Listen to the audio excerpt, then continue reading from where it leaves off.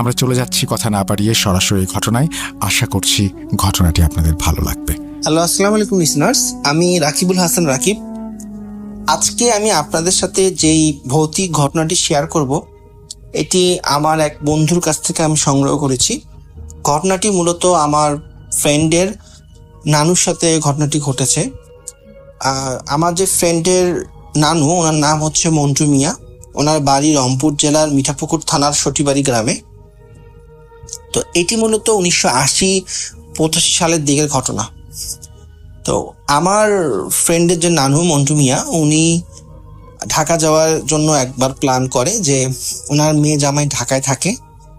তো ওই সময় ওদের যেই গ্রাম সটিবাড়ি গ্রাম, ওখানে কোনো বাস কাউন্টার ছিল না। ওনাকে টিকিট কাটার জন্য রংপুর যাওয়ার প্রয়োজন পড়ে। ওনার সটিবাড়ি থেকে রংপুরের দূরত্ব প্রায় 20-22 কিলোমিটার। তো উনি রংপুর যায়, রংপুর গিয়ে ঢাকা যাওয়ার টিকিট কাটে। আর যেহেতু ওই সময় আসলে খুব একটা বাস ছিল না এখনকার মতো, বা ট্রান্সপোর্ট ছিল না, তো ওনার বাসের টিকিট সংগ্রহ করতে মোটামুটি একটু ভালোই কষ্ট হয়, প্লাস মোটামুটি একটু ভালো দেরিও হয়ে যায়। এরপর উনি যেহেতু মেয়ের বাসায় যাবে, উনি কিছু ইলিশ মাছ কেনে। আর ওনার স্ত্রী কিছু ভাজা পোড়া পছন্দ করে। তো ইলিশ মাছ যেখানে কেনে তার পাশে একটা হোটেল ছিল, ওখানে কিছু ভাজা পোড়া বিক্রি হচ্ছিল। উনি কিছু ভাজা পোড়াও কিনে ফেলে।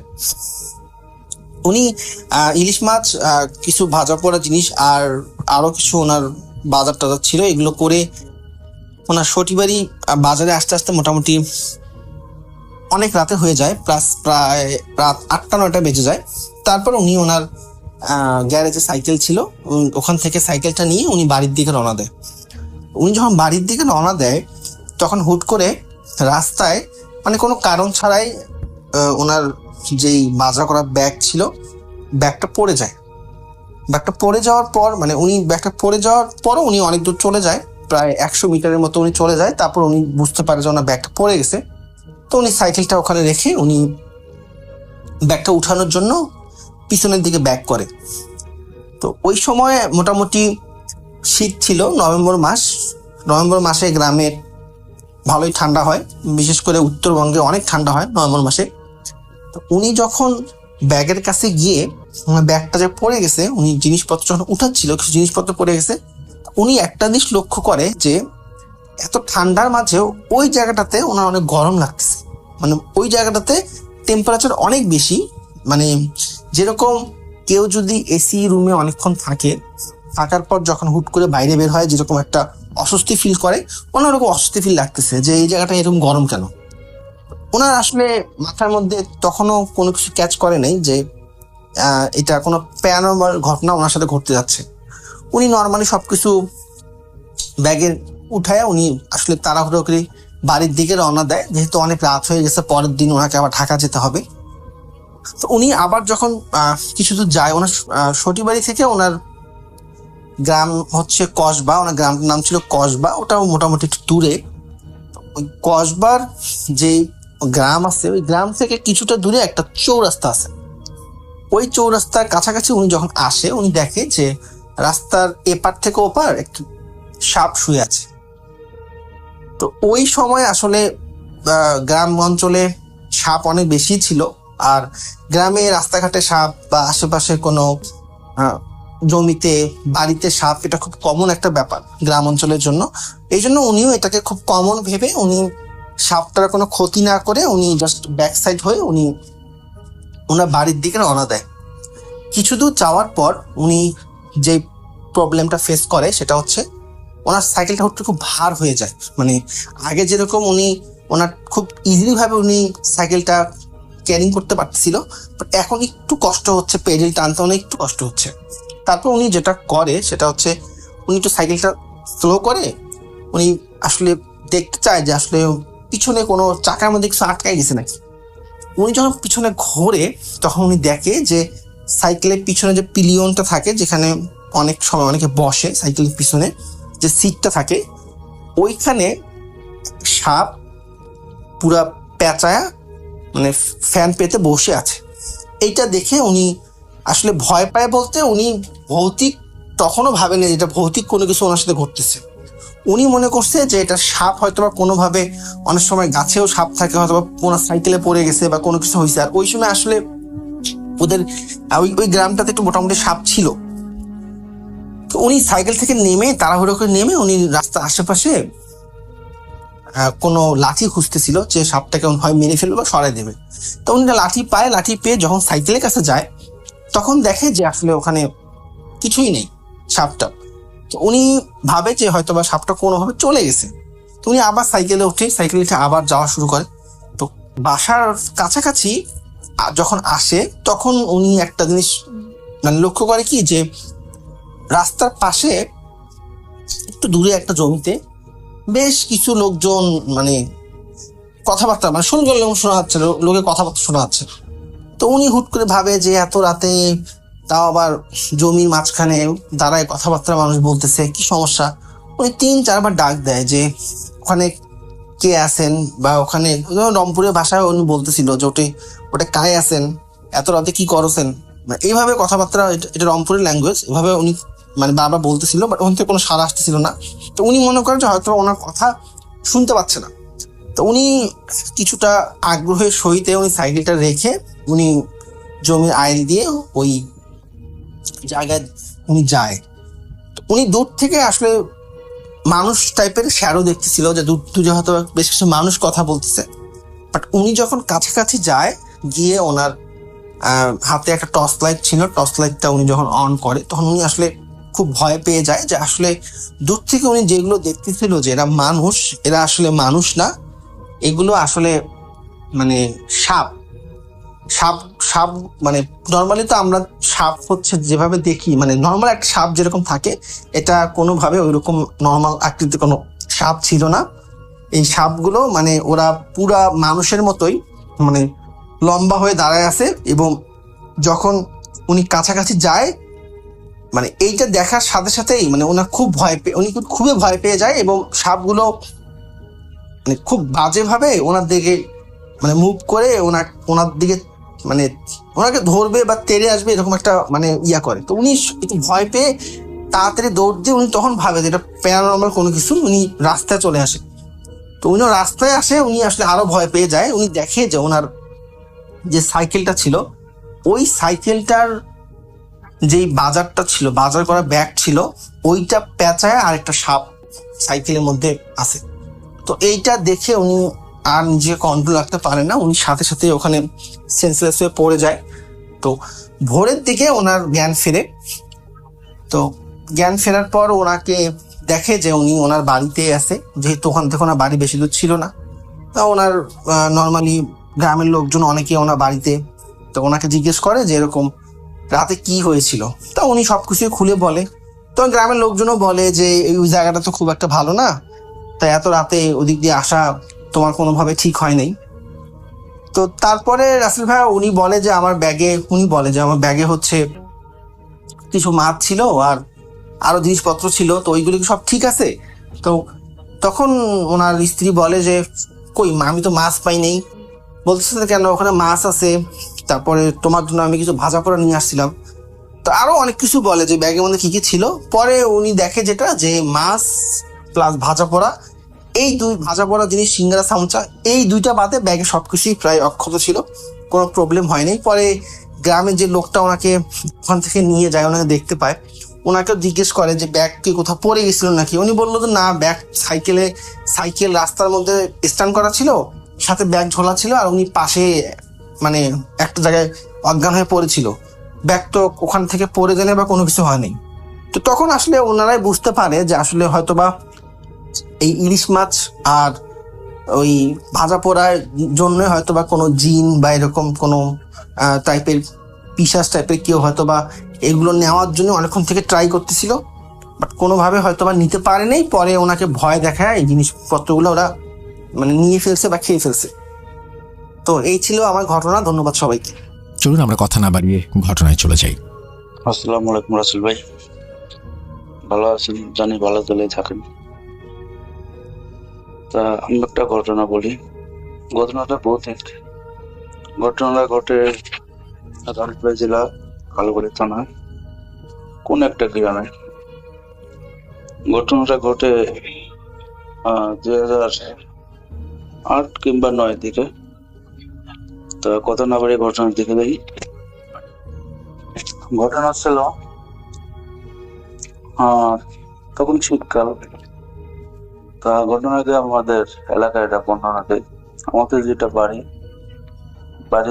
অনেক বাড়ি, বাড়ির সামনে বড় একটা পুষ্করণী আছে। পুষ্করণীর এক সাইডে আছে বাঁশ বাগান, অন্য সাইডে আছে মেহগনি বাগান, আর এক সাইডে আছে খেজুর গাছ। তা ঘটনাটা সেখান থেকে। তা আমাদের মানে ঘটনাটার সাথে ঘটে আমাদের সাথে এবং আমার বড় ভাইয়ের সাথে। তা বড় ভাই হচ্ছে আমার বড় ভাইয়ের ছেলে। ঘটনা হচ্ছে বড় ভাই তখন বিয়ে করার 1 মাস পরে ঘটনা আর কি। তা বড় ভাই ড্রাইভিং করতো, গাড়ি চালাতো। তা সেও নতুন বিয়ে করে। রাত্রে মানে আমরা রাস্তায় বসে আড্ডা দিচ্ছিলাম 3 জন বসে। ভাই আসলো গাড়ি নিয়ে। তা আসার পরে বলতে, তোর এখানে কি করছিস? ভাই এখানে বসে আড্ডা দিচ্ছি। তাই আমি ব্যাগের ভিতর কি ভাই? বলতেছে উনি বাজার সদে। আমি এই বাজার সদে তা অন্য ব্যাগে কি? বলতেছে তরমুজ। আমি কয়টা? বলতেছে একটা তরমুজ। আমি কার জন্য? বলতে ভাবির জন্য। ঠিক আছে যান, যাবো না। বলছে না না তোর আসিস না, এটা তোর ভাবির জন্য আনছি, তোর ভাবি খাবে এই জন্য। ঠিক আছে যান। তা ভাই চলে গেছে, আমরা রাস্তায় বসে আছি। তা আরেকজন বলতেছে সে আমার চাষতো ভাই, আর সাথে ছিল আরেকজন পৌঁতা ভাই। কারণবশত আমি তাদের নাম উল্লেখ করতেছি না।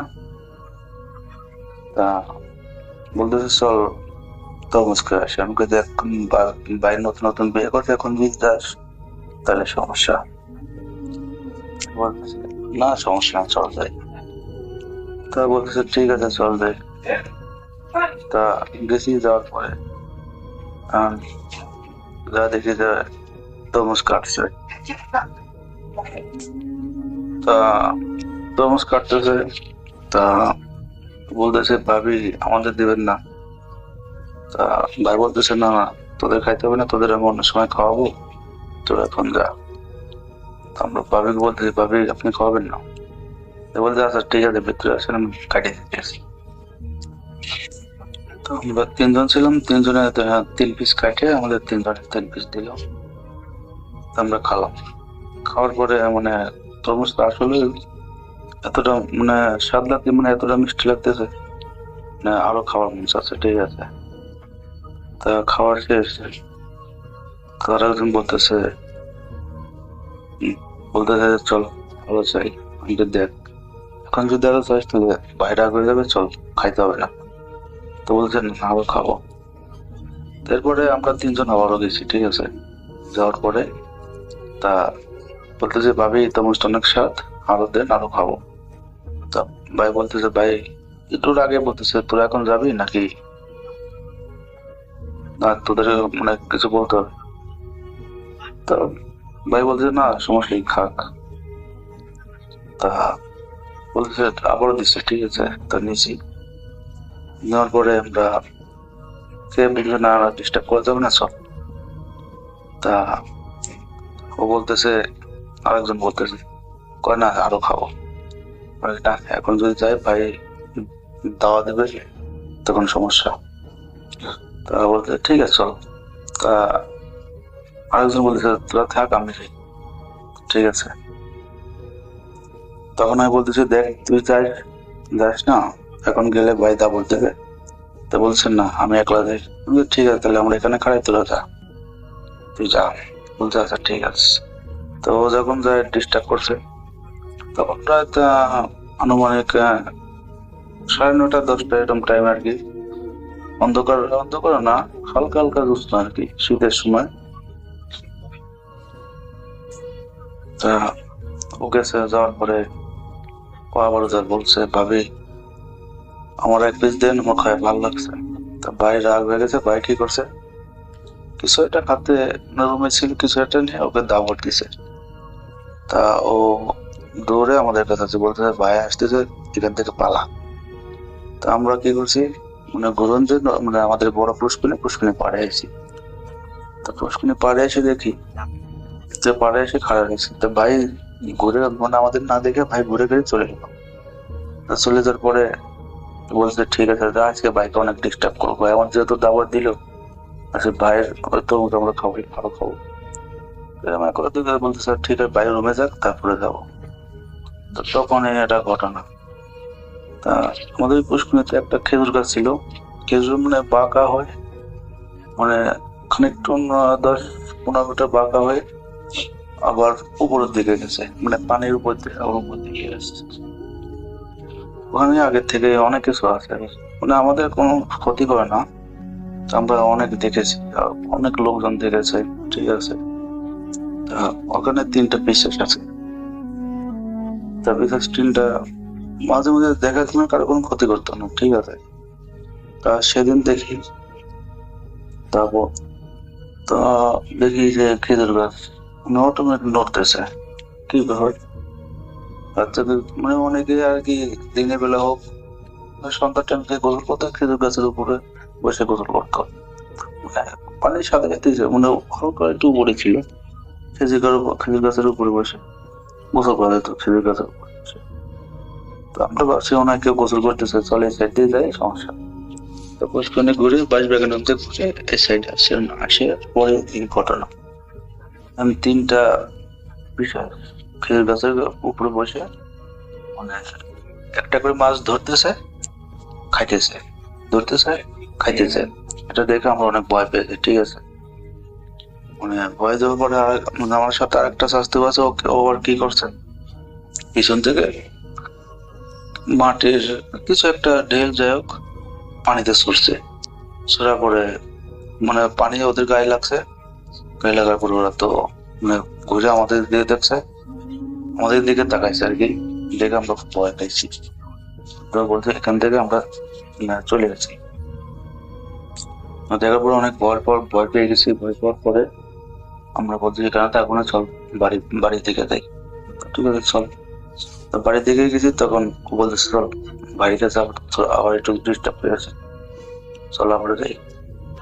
তা শয়তান বোঝেনি তো কম মানে সেই সময় 16-17 বছর, 18 বছর বয়স, সবারই একই সেম, ঠিক আছে, কেউ ছোট কেউ বড়, যাই হোক। তো ভাবির কাছে বলতে দরজা টিনের উপর না টোকা দিয়ে বলছে ভাবি আমাদের আর একটু দেন, আমরা আবার খাই। তা তখন ভাই প্রচন্ড রাগ হয়ে গেছে, ঠিক আছে। রাগ হওয়ার পরে ভাই কি করছে, দরজার সাথে যে বাটনটা লাগায়, দরজার সাথে লাগানো ছিল, দরজা খুলে আমাদের কি করতে তারপর আমরা কি করছি, আমরা গেছিল বাড়ির পিছের সাইডে, মানে মাঠের সাইডে। ভাই ভাবছে যে আমরা মানে পুষ্করিণীর দিকে আসছি। আমরা বিশেষ ওই খেজুর গাছের উপর ছিল, ওরা বিশেষ 3জন। তা ওরা 3জন, আমরা চলে গেছি, ওরা তখন ওখানে ওরা আবার মানে ওরা মাছ খাচ্ছে, ঠিক আছে। তা ভাই পুষ্করিণী পাড়ে যা দেখে যে 3জন ভাবছে আমরাই, ঠিক আছে, আমরা ওখানে বসে গেছি যাতে না দেখে। ভাই যা কি করছে, পিছনতে যায় মানে বিশেষ 3টা ছিল, মানে বিশেষ 3টা তুমুল আকারে মনে করতে পিছন থেকে বাড়ি শুরু করছে। তো বাড়ি নেওয়ার পরে পানিতে ছিটে পড়ছে। তো মারার পরে ভাই আবার কি করছে, আজকের মতো কিছু করলাম না, দিনের বেলা আসুক তবু খবর আছে বলে ভাই আবার চলে গেছে। তো তখনই আমরা আবার পিছন থেকে আসতে যান, সামনে দেখে। তা ভাই বলছে, ভাই তখন ভাইয়ের কাছ থেকে শোনা ভাই দিক দিয়ে কোন থেকে তোরা করে দিলি, আমরা বললাম আমরা তো মাঠে ছেড়ে গেছি। বলতেছে তাহলে মানে ভাই একটু ঘাবড়ে গেছে, ঠিক আছে, ভয় পেয়ে গেছে। তাহলে এবার খেজুর গাছের উপর কারা ছিল, খেজুর গাছের উপর তো আমরা ছিলাম না, তো মাঠের সাইডে গেছিলাম। তো বলছে তাহলে আমি কার মারলাম। তো ভাই অনেক ভয় পেয়েছে, ঠিক আছে। তো বলতেছে তোর জন্য সমস্যা আমার। তা আবার ভাই আবার কি করছে, আবার দাওয়াত দিছে।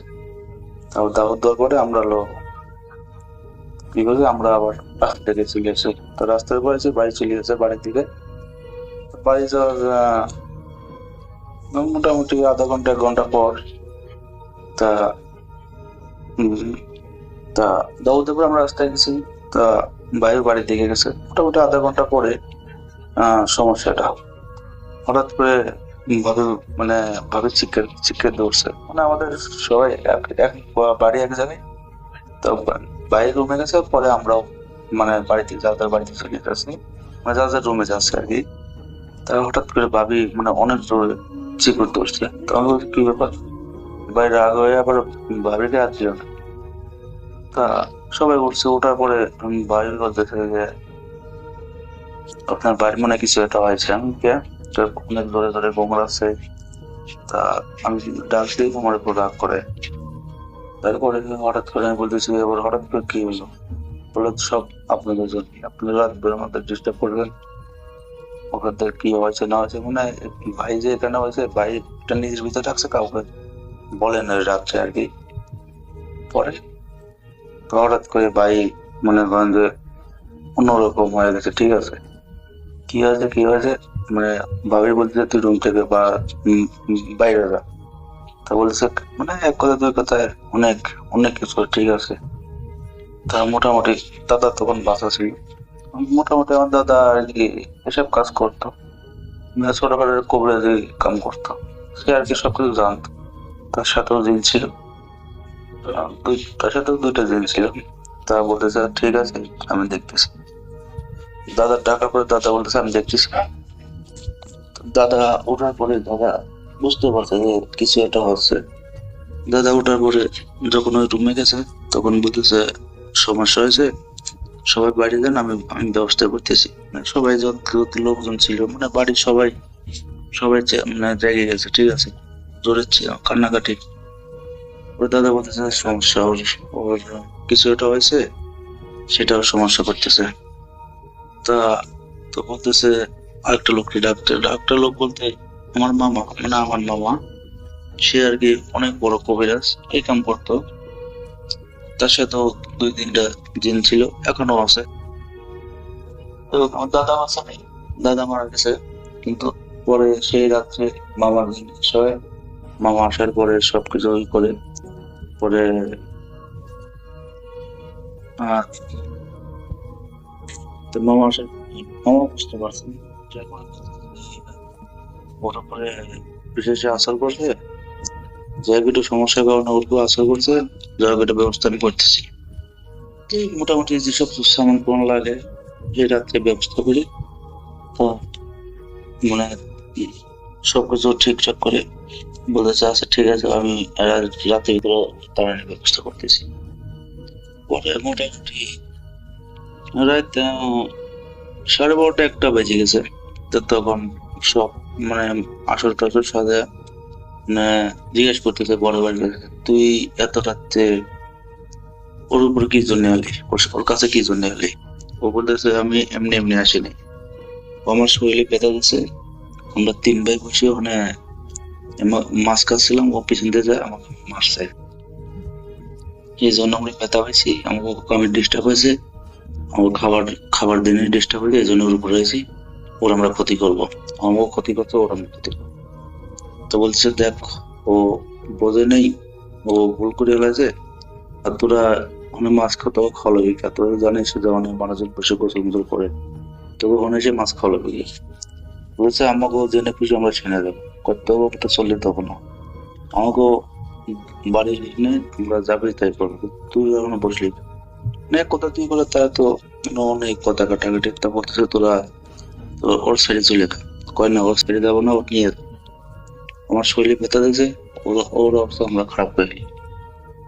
তা মামা বলতেছে না, আমার ব্যাগ নিয়ে তোরা কিছু করতে পারবি না। তখন মামা দাদাকে বলতেছে বলে আঙ্কেল আপনি যাই হোক কিছুটা করেন। বলতেছে ঠিক আছে, ওর ব্যবস্থা আমরা করতেছি। ঠিক আছে, মানে বলতেছে কি মানে দাদা অনেক কিছু জানতো। তো তেল পড়া দিয়ে বাড়ির মাথায় তেল দিয়েছে, কপালে গলায় অনেক তেল দিয়ে আরো কিছু খাওয়ানোর পর, পানি খাওয়ানোর পরে পরে শরীরে যখন ফু দিয়েছে, তখন অনেক জোর জোর চিৎকার করতেছে। বলতেছে আমার শরীর মেয়ে জ্বলতেছে, আমরা আরো কষ্ট দিয়ে না। তখন মামা বলতেছে তুই ওর সাইডে যাবি নাকি বল। বলতে না না যাবো না। বলতেছে যাইতে হবে। পরে অনেক কথা কাটির উপর বলতেছে আচ্ছা ঠিক আছে যাও। তাই আমার 10 কেজি ইলিশ মাছ দেওয়া লাগবে, তাহলে আমি যাবো।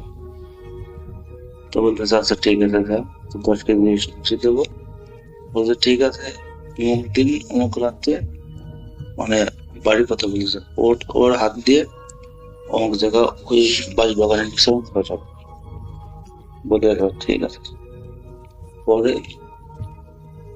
বলতেছে আচ্ছা তাহলে তুই যে চলে যাবি তাহলে বিশ্বাস করবো কিভাবে তুই চলে যাবি ওর সাথে, আর তুই ওর কাছে জীবনে ওর আসতে পারবি না। বলছে ঠিক আছে আমি জীবন ওর কাছে আসবো না, ঠিক আছে। বলতেছে আচ্ছা ঠিক আছে আমি চলে যাবো। আমি যাওয়ার আগে ঠিক আছে, মানে আমাদের বাড়ির মানে ঘরের পিছনে বড় একটা মেহগনির গাছ ছিল। বলেছে আমি মেহগনির গাছের ওই উপরের ডালটা ভেঙে থেকে যাবো। ওটা ঠিক আছে। পরে যাওয়ার সময় সাথে সাথে ও ডালটা অটোমেটিক বাইরে নিজে পড়ে গেল। এরপরে তেল পড়া পানি পড়া দিয়ে এগুলো একটা তাবিজ দিল। আল্লাহর রহমতে তারপর থেকে আজ পর্যন্ত বাইরের কোনো ডিস্টার্ব হয় নাই, ঠিক আছে। আল্লাহর রহমতে মাপ হয়ে গেছিল। এরপরে তারপর 2 দিন পরে মাছ নিয়ে আসে, ইলিশ মাছ নিয়ে এসে ওই আমাদের পুষ্করিণী চালায়, ওই বাঁশ বাগানের নিচে খাওয়া যায়। পরে আল্লাহর রহমতে তারপর দেখার কোনো সমস্যা হয়নি। যাই হোক, মানে আরো অনেক কাহিনী আছে। এই ঘটনাটা শেয়ার হইলে লিজেনারদের কাছে শেয়ার করলে আরো অনেক ঘটনা আছে, ইনশাল্লাহ আমি পরবর্তীতে শেয়ার করবো। আসসালামু আলাইকুম, ভালো থাকবেন সবাই। কথা না বাড়িয়ে সরাসরি চলে যাচ্ছি ঘটনায়। আসসালামু আলাইকুম, রাসেল আক্তার। আমি আপনাকে রাসেল ভাই বলবো নাকি আক্তার বলবো আমি জানি না, কারণ আমি আপনার থেকে অনেক ছোট। আমি কেবল ক্লাস 10-এ পড়ি। ইংলিশ মিডিয়ামে বলতে গেলে আমি এখন O-level দিব নভেম্বর মাসে। আমি ছোট থেকেই আপনার ভূত.com সবসময় শুনি। এখন তো ভূত.com চলতেছে, আমি তো সেটাকে ফেসবুক এখন ছুটতাম 2013 সাল থেকে। খুব ভালো লাগছে শুনে। আমার সব অবসর সময়গুলো আমি আপনার গল্প দিয়ে কাটিয়ে দিই। তো আজকে আমি আমার জীবনের একটা ঘটনা বলবো। সেটা সত্যি কি ঘটনা আমি আসলে জানতাম। আমি তখন অনেক ছোট ছিলাম, ক্লাস 3-এ পড়তাম অথবা 2-তে। আসলে আমার বাবা একজন সরকারি কর্মচারী বলতে সরকারি চাকরি করেন, তিনি পুলিশে আছেন। তো সেই সূত্রে আমাকে অনেক জায়গায় যেতে হয় কোথাও টেস্টিং এর কারণে। বাবার একবার কুড়িগ্রামে টেস্টিং করে, কুড়িগ্রাম জেলার উলিপুর উপজেলাতে টেস্টিং করে। সেখানকার আমরা 3 বছর ছিলাম, ক্লাস 1 থেকে 3 পর্যন্ত পড়েছি এখানে। সেখানকার লোকজনের সাথে আমাকে অনেক ভালো একটা সম্পর্ক পেয়েছেন।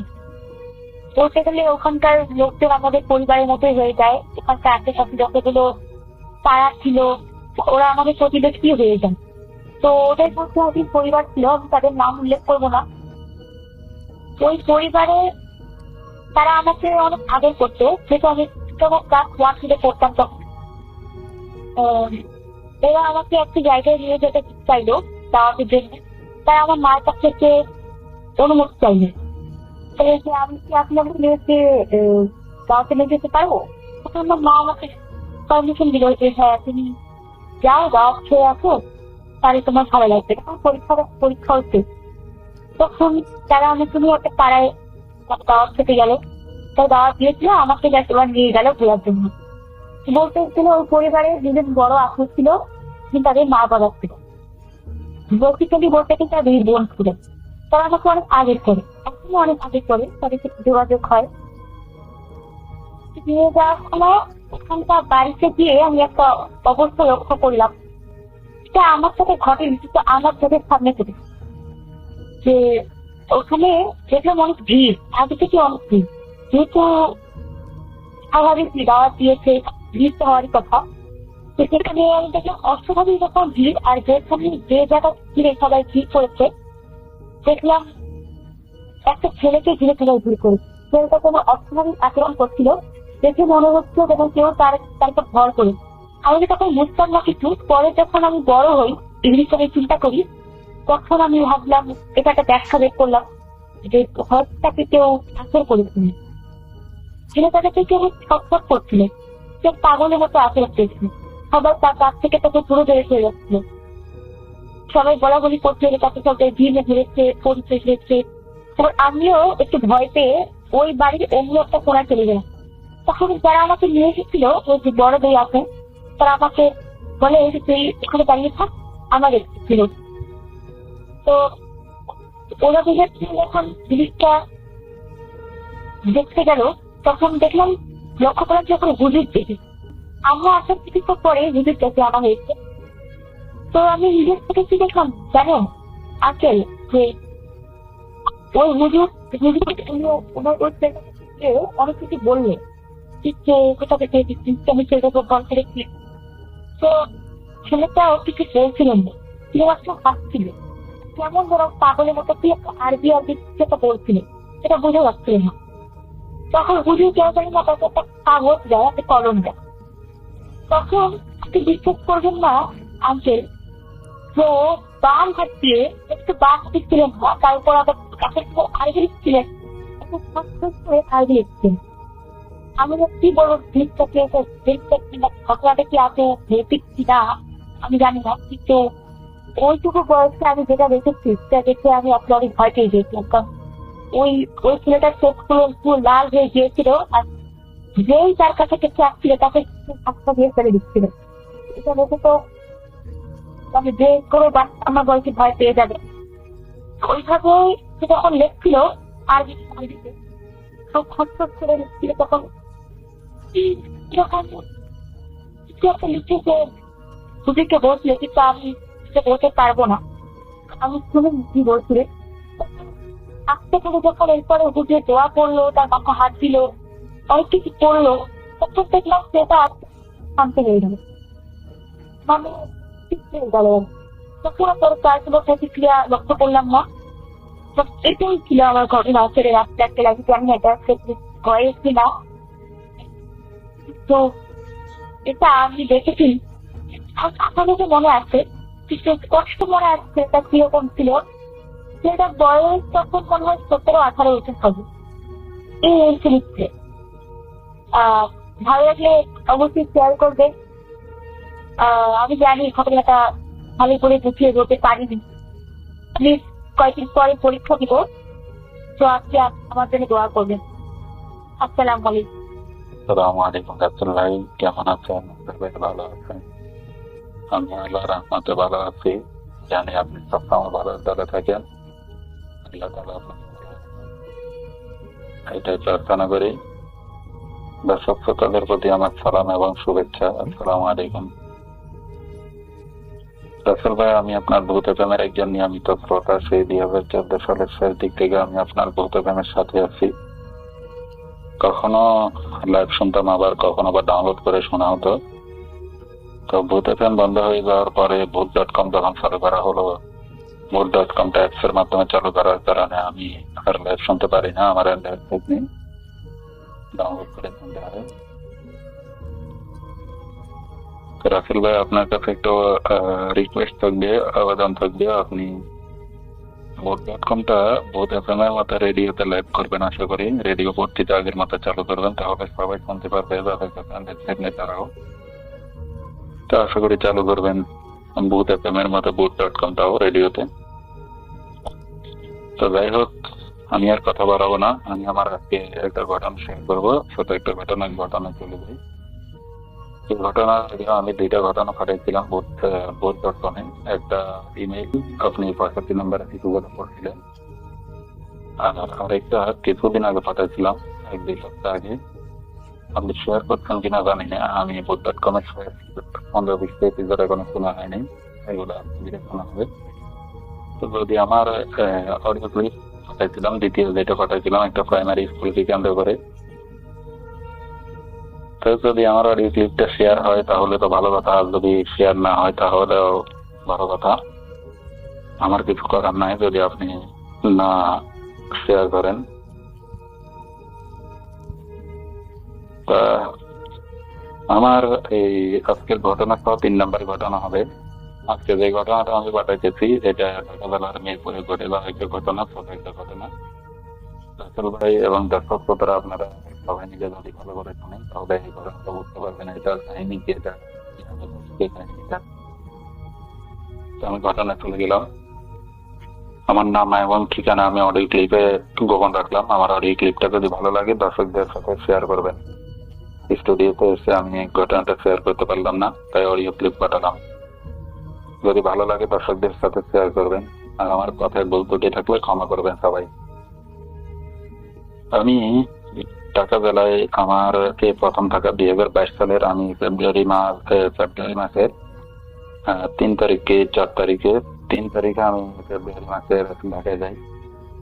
আমার এই প্রথম ঢাকায় যাওয়া, ওখানে থাকা, আমার একটা কোর্স ফলো করা হলো 6 মাসের, আমি নাম প্রকাশ করতে চাই না। তো যে প্রতিষ্ঠানটায় আমি আমার প্রতিষ্ঠানটা ওটা মিরপুর আছে। আমার কোর্সের কারণে আশেপাশে বাসা নিতে হবে, তাই আমি মিরপুর তেরাপাড়া নামে একটা জায়গায়, ওটার ভিতরে একটা গলির মাথায় একটা বিল্ডিং এ বাসা ভাড়া নিই। 6 তলা বিল্ডিং এর নিচ তলায়, একেবারে নিচ তলায় একটা বাসা ভাড়া নেই। তাও আমি নেই না, আমার ভাই বন্ধুরা ওটা আমাকে ঠিক করে দেয়। তারা মালিক পক্ষকে অনেক কষ্টে দাবি করিয়ে ওই বাসাটা ভাড়া দেওয়া নিয়ে আসে, কারণ আশেপাশে কোনো বাসাই খুঁজে পাওয়া যাইতেছে না ভাড়া দেয় না। তো আমি ওখানে উঠে পড়ি, ওই বাসায় আমি উঠে পড়ি। 5 তারিখ রাত্রে আমি ঢাকাতে বাসায় উঠে পড়ি। ওরা যেহেতু আমার জন্য কষ্ট করতে বা ওই বাসাটা খুঁজে নিতে ওই বাসাটাতে উঠে পড়ি। তো বিল্ডিং এর 5 তলায় আবার ওরা থাকে, যারা মেসে থাকে, ওরা আবার মানে আমার সহপাঠীরা যারা আমার সাথে কোর্সে পড়ালেখা করে 2-3 জন ওখানে থাকে। তো আমি নিচে যে বাসাটা ভাড়া নিচ্ছি ওই বাসায় ওরা 3 জন ছিল, ওরা আমার সঙ্গে থাকে, ওরাও আরেকটা কোর্স ভর্তি হয়েছে, তো ওরা ওইখানে থাকতেছে। তো ওরা এই ফেব্রুয়ারি মাসে উঠছে 2 তারিখে 1 তারিখে ওরা ওদের কাপড় সবার বেডিং পত্র রেখে বাড়িতে গেছিল 2 তারিখে, 7 তারিখে রাত্রে। তো আমি 7 তারিখে যখন গেছি আমার বেডিং পত্র নিয়ে, কাপড় খবর নিয়ে, সবকিছু নিয়ে ওর বাসা ওঠার পরে তারপরে সবকিছু দিয়ে গুছিয়ে নিয়ে ওখানে খাওয়া দাওয়া করে এসে রাত্রে নিয়ে গেলাম। এরকম 6 তারিখের জন্য সময় নেই। তারপর পরে আমরা চিন্তা করলাম যে কিভাবে খাবো, কিভাবে রান্না করবো, কি করবো না করবো, কারণ আমি এতদিন বাইরেই খাইছি, যে 3 দিন ছিলাম। তো ওরা বললো যে আচ্ছা ঠিক আছে আমরা একসাথে রান্না বান্না করি। তো তেল কিছু কেনা হলো, তারপরে চাল, ডাল, চিনি, তারপরে তরকারি এগুলো কিনে আমরা রান্না বান্না করে খেতে লাগলাম। তো এইভাবে প্রথম 7 তারিখের পরে 8-9 তারিখে আমরা মরজের বস্তা, মাছ এরকম করে খেতে লাগলাম, একদিন পর একদিন, এরকম আর 2 দিন পর। তো ফেব্রুয়ারি মাসের 12-13 তারিখে আমরা রুই মাছ আনছিলাম। একটা রুই মাছ আনি 13 তারিখ কি 14 তারিখ যত সম্ভব।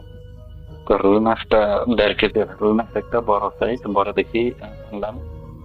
ওই মাছটা আমরা কেটে কুটে ওখানে আমাদের একজন খালা রাখছিলাম, আমরা 4 জন থাকবো, আমাদেরকে রান্না বান্না করে দিয়েছে খালা, শুধু দুপুরে রাত্রে রান্না করে দেয় বাপের গাড়ি। তো খালা আসলো, খালা এসে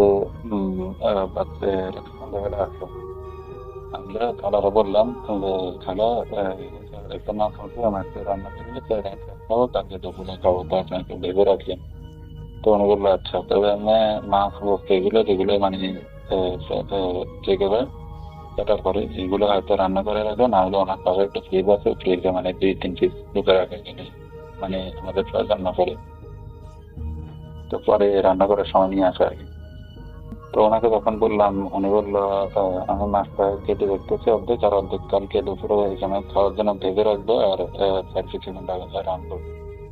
তো আমরা বললাম আচ্ছা ঠিক আছে। পরে এখানে মাছ 4 পিস রাতে খেলাম, আর 4 পিস উনি ঘরিয়েতে আমাদের সামনে 4 পিস মাছ ভেজে রাখলো। ভেবে একদিকে দিয়ে মানে ঢাকনা দিয়ে ঢেকে রাখলো। আমরা খাওয়া দাওয়া করার পরে উঠে সবাইকে সকালবেলা পরদিন সকালে উঠে ওরা তিনজন সবার সাথে বের হয়ে গেল। তো আমি আবার কিন্তু এর মধ্যে আবার আমি 3-4 দিন লুকিয়ে সকালবেলা পান্তাভাত গুলো রাত হয়ে গেছে তারপর ছিল ওখানে দিয়ে খেয়ে ফেলেছি। কারণ কি? কারণ হলো এগুলো নষ্ট হয়ে যেতে পারে, ওদেরকে আমি কিছু বলি নাই। তো ওদেরকে হয়তো বললে ওরা নাও নাও করতে পারে, না করতে পারে, তাই আমি খেয়ে ফেললাম নষ্ট হয়ে যাওয়ার ভয়। তো এগুলো থাকলে তো নষ্ট হয়ে যাবে, না হলে খালা পেলে দিকে যদি দেখে, তো এই কারণে আমি তার আগে খেয়ে ফেললাম ঠিকই। আচ্ছা ঠিক আছে, যাই হোক গেল। ওখানে তো আমি যখন খাওয়া দাওয়া করে উঠলাম তখন 4 পিস মাছ আছে কিনা দেখলাম। দেখলাম 4 পিস মাছ ওখানে ঠিকই আছে কড়িয়াতে পুরো ভাজা করা তেল দিয়ে। আমি এটা দেখে আমি আর কিছু মনে করলাম না, আমি থেকে রেডি হয়ে সন্ধ্যার দিকে আমি আমার কোচিং এর দিকে রওনা দিলাম। তো দুপুর 1টা বা 2টার দিকে আমি আসি, বা 1:30 2টার দিকে আমার আসা হয় ক্লাস করে। তো ক্লাস করে আমি যখন আসলাম করে তারপরে খাওয়া দাওয়ার জন্য বসলাম। বসার পরে ঢাকনা উঠে দেখি রান্না হবে কিন্তু মাছ নাই।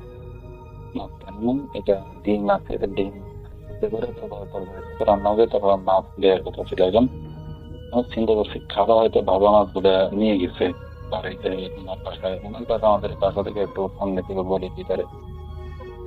তো এই কথা আমি কিছু বললাম না। তো আমার সাথে যারা 3জন থাকবে ওই 3জন আসলো। ওই 3জন ওরা 2টার দিকে কি 2:30টার দিকে এসে ওরা খেতে বসে দেখে কি মাছ নাই। তো ওরা আমাকে জিজ্ঞেস করলো মাছ কোথায় দেয়। বললাম আমি নিজেও দেখিনি মাছ, আপনারা এটা একটু আপনারাও দেখতেছেন না, এটা অনেক খালা নিয়ে গেছে। তো ওরাও চিন্তা করলো আচ্ছা ঠিক আছে খালা নিয়ে গেছে, অত রাত্রে রান্না করবো। তো রাত্রে কখন খালা আসলো সন্ধ্যার পরে, খালাকে জিজ্ঞেস করার পরে খালা বললো আমি নিজেই তো একটু মাছ দেখলাম না, তোমাদেরকে আমি বাবা কি রেডি করবো রান্না করে দিই। তো খালার সাথে তর্কাতর্কি হয় এই নিয়ে। তাই খালা বললো আমি তোমাদের এখানে রান্না করবো না, কারণ এখানে খালার আমি বলে রাখি বাসার সাবি মেন ড্রাইভার সাবি আমরা 4জন, আর খালা পাড়া আর কোনো মানুষের কাছে এই চাবিটা নাই। তো অন্য মানুষ কিভাবে ঢুকবে? আর ঘরের মধ্যে 2টা রুম, একটা ডাইনিং আর একটা বেডরুম আর একটা বাথরুম আর একটা কিচেন। তো বেডরুম যেটা ওটা জানলা বন্ধ, ওটার দরজা বন্ধ, ওরা যাওয়ার সময় তালা দিয়ে যায়। আর আমি থাকি ডাইনিং রুমে, ওদের রান্নাঘরের সাথে আমার পিসি একটা ছিল আর বেডিং পত্র শেষ। ওই বেডরুমের সামনে মানে ডাইনিং এর সামনে রান্নাঘরের কাছে জানালা ছিল। জানালাটা 2 কাঠ খোলা ছিল, 4 কাঠ ছিল আমার, 2 কাঠ নাকি 1 কাঠ খোলা ছিল। তো ওখান থেকে বিলে ঢুকার সম্ভাবনা কম, কারণ যে ছোট ছোট খোপ বিলে ঢুকতে পারবে না। তো এই জানালা দিয়ে কি এমন ঢুকে 4 পিস মাছ নিয়ে গেল, উধাও হয়ে গেল। আর ওখানে আমরা কোনো মানুষের মানে ঢুকলে যে মানে যত ফাঁদ ভাই এদিক বইটাও দেখিনি। আর খালা বললো খালা ছাড়া এখানে খালা আর কাউকে দেখে না, যখন বাসায় ঢুকছে তখন মাছ দেখে কোন মানুষকেই দেখে না। তো এই মাছ 4 পিস কোথায় যাবে? প্রশ্ন হলো 4 পিস মাছ কোথায় যাবে? আজ পর্যন্ত এই 4 পিস মাছের খোঁজ আমরা কেউ এখনো পাইনি। ওরও এখনো পর্যন্ত মানে খোঁজ পেলাম যে 4 পিস মাছ কে নিল, কে শেষে নিল। যদি উপরে আমাদের সাথে যে রুমমেট আছে ওদের কাছে আমাদের চাবি দিই, ওদেরকে আমরা তাহলে চাবি দিই, ওরা মানে জানে না। ওদেরকে বলছি আর কি, ওরা বলে আমরা তো তোমাদের বাসার চাবিটা আমাদের কাছে নাই, আমরা ওখানে গিয়ে কি করবো? তাই এই কথা বলার পর আমরা অবাক হয়ে গেলাম। আমরা আর কি বলবো, আমরা আর কিছু বলিনি। তো এখন আমার প্রশ্ন হলো এই যে বাসায় আমরা ছিলাম না, আমরা চলে গেলাম ইনস্টিটিউটে, কিন্তু আমাদের 4 পিস মাছ কোথায় যাবে? এখানে তো আমরা এই 5 জন ছাড়া, খালা আর আমরা 4 জন মানুষ ছাড়া আর কোনো মানুষ চাবি নিয়ে আসবে না, চাবি নেই আর যারা যাবে। আর খালা হলো বুড়া মানুষ, উনি মিথ্যা কথা বলবে না। উনি আমাদেরকে আমরা সত্য কথা বললো যে বাবা আমরা এখানে কাজ করে তোমাদের সাথে মিথ্যা বলবো না। উনি আমাদেরকে বললেন আমি এত বড় বড় পিস মাছ কি করবো বলো, এতদিন মাছ ভাজি করে এতদিন বস্তা, এই আজকে 10-12 দিন বা 7-8 দিন তোমরা আমাকে মাছ ডিম নিতে আমি নিতে পারতাম। আমরা ডজন ডিমের ডজন নিয়ে রান্না করে রাখছিলাম, ওগুলো সরেনি, কেউ ওগুলো নেই। এখন আমার প্রশ্ন হলো, ঘরে কেউ ঢুকে নাই, আর মেন যে বিল্ডিং এর মেইন গেট, যেটা মেইন গেট, ওখানেও ভাড়া দিয়ে বাইরে যাওয়ার সময় তালা দিয়ে ধরে তারপর যায়, আর বাইরের মানুষ কেউ তো দেখতে পারে না। আর আমরা তো এই বাসায় ছিলাম, এই বাসাটা 1 বছর আগে বললাম মনে হয় যে 1 বছর ধরে বন্ধ ছিল। 30 তারিখে মালিক পক্ষ এটা পরিষ্কার করে তারপরে আমাদেরকে থাকতে দিচ্ছে, আমাদের জন্য ভাড়া দিচ্ছে। আর রুমটাতে একটা গন্ধ, এই ঘরটাতে বাথরুমটাও ঠিক নেই ওরকম। তো এটাই এখন আমার প্রশ্ন হলো, এই বাসায় কি জিন প্রেত এসে কি বাসা পাচ্ছিল? হয়তো তারাই কি মাছ নিয়ে গেছে। যদি বিড়াল এসে 2টো মাছ নিয়ে যেত তাহলে তেল ভরা থাকতো, কিন্তু তেল আমি যেভাবে দেখে গেছিলাম ওইভাবে আছে তেল, কিন্তু মাছগুলো নাই। পরবর্তীতে ফেব্রুয়ারি মাসটা মানে স্টার্ট হওয়ার আগে ওরা বলতেছে বাবা এই বাসায় থাকবো না, আমাদের এত ভালো লাগে না, আপনি আসলে আমি চিন্তা করলাম এখানে থাকি কি লাভ। আর ওই বাসাটাতে একটা গন্ধ লেগে রয়েছে, এই গন্ধের জন্য আমি অসুস্থ হয়ে গেছিলাম। এই গন্ধটা একটা বিশ্রী একটা গন্ধ ছিল, ওই গন্ধটার জন্য আমি অসুস্থ হয়ে গেছি। আমার প্লাস আমি করছি প্রায় এরকম 4-5 দিন আমি অসুস্থতা ভুগছিলাম। এইটাই তো, বাসাটায় কি জিন প্রেত আছে নাকি কি মানে কোনো সমস্যা আছে আমি জানি না। এই বাসাটা কেন 1 বছর ধরে ভাড়া দেওয়া হয় না এটাও বুঝি না। তো এইভাবে তো বাসা ফেলে রেখে দেয় না কেউ। তো আমি আর ওসব নিয়ে মাথা ঘামানি। পরে 26-27 কি 28 তারিখে আমি মানে ওই বাসাটা ছেড়ে আমি চলে গেছি অন্য বাসায়। তো আমার এই ঘটনাটা হয়তো কয়েকজন জানে, 4-5 জন আমি বলছিলাম, ওদের সাথে শেয়ার করছিলাম, তারা যদি শুনে থাকে তারা সাড়া দিবেন আশা করি। এই ঘটনাটা সম্পূর্ণ সত্য, এটা ঢাকা জেলার মিরপুরে এটা ঘটে গেছে। ছোট একটা ঘটনা, যাই হোক আমার কথা অনেক লম্বা হয়ে গেছে, আমি দুঃখিত, সবার কাছে ক্ষমা প্রার্থী। ছোট্ট একেবারেই ছোট অডিও ক্লিপে যাব, চলুন শুনে আসি। আসসালামু আলাইকুম রাসেল ভাই, আশা করি আপনি ভালো আছেন। সো আজকে আমি একটা boot.com-এ আমার আব্বুর সাথে একটা ঘটে যাওয়া কাহিনী আপনাদের সাথে শেয়ার করতে চাচ্ছি। সো আপনারা যদি এই কাহিনীটা শেয়ার করেন তাহলে আমার কাছে আরও কাহিনী আছে, সো ওইগুলা শেয়ার করব আমি boot.com-এ। সো আমি এখন কাহিনী শুরু করতেছি। সো সালটা ছিল তখন 1999 থেকে 2000 সাল। সো তখন কি হয়েছিল, তখন আব্বু অনেক সিনেমা দেখতো। তো আমাদের এলাকা থেকে একটা শহরে যেতে হতো সিনেমা দেখতে, সিনেমা হলে। তো তখন আব্বু কি করলো, সিনেমা হলে গিয়ে সিনেমা দেখছিল। ওই দিন খুব বৃষ্টি হওয়ার কারণে সিনেমা হল তাড়াতাড়ি বন্ধ দেন আব্বু বাড়ির পথে রওনা দেয়। রাস্তায় তখন অনেক ঝড় নামে। তারপর আব্বু আস্তে আস্তে বাড়িতে আসতে থাকে। তারপর আব্বু তখন কিন্তু আকাশ যখন চমকায় তখন আব্বু কি ওই আলো দেখে দেখে আসতে থাকে। দেন রাস্তায় আব্বু একটা বোনের সাথে দেখা হয়।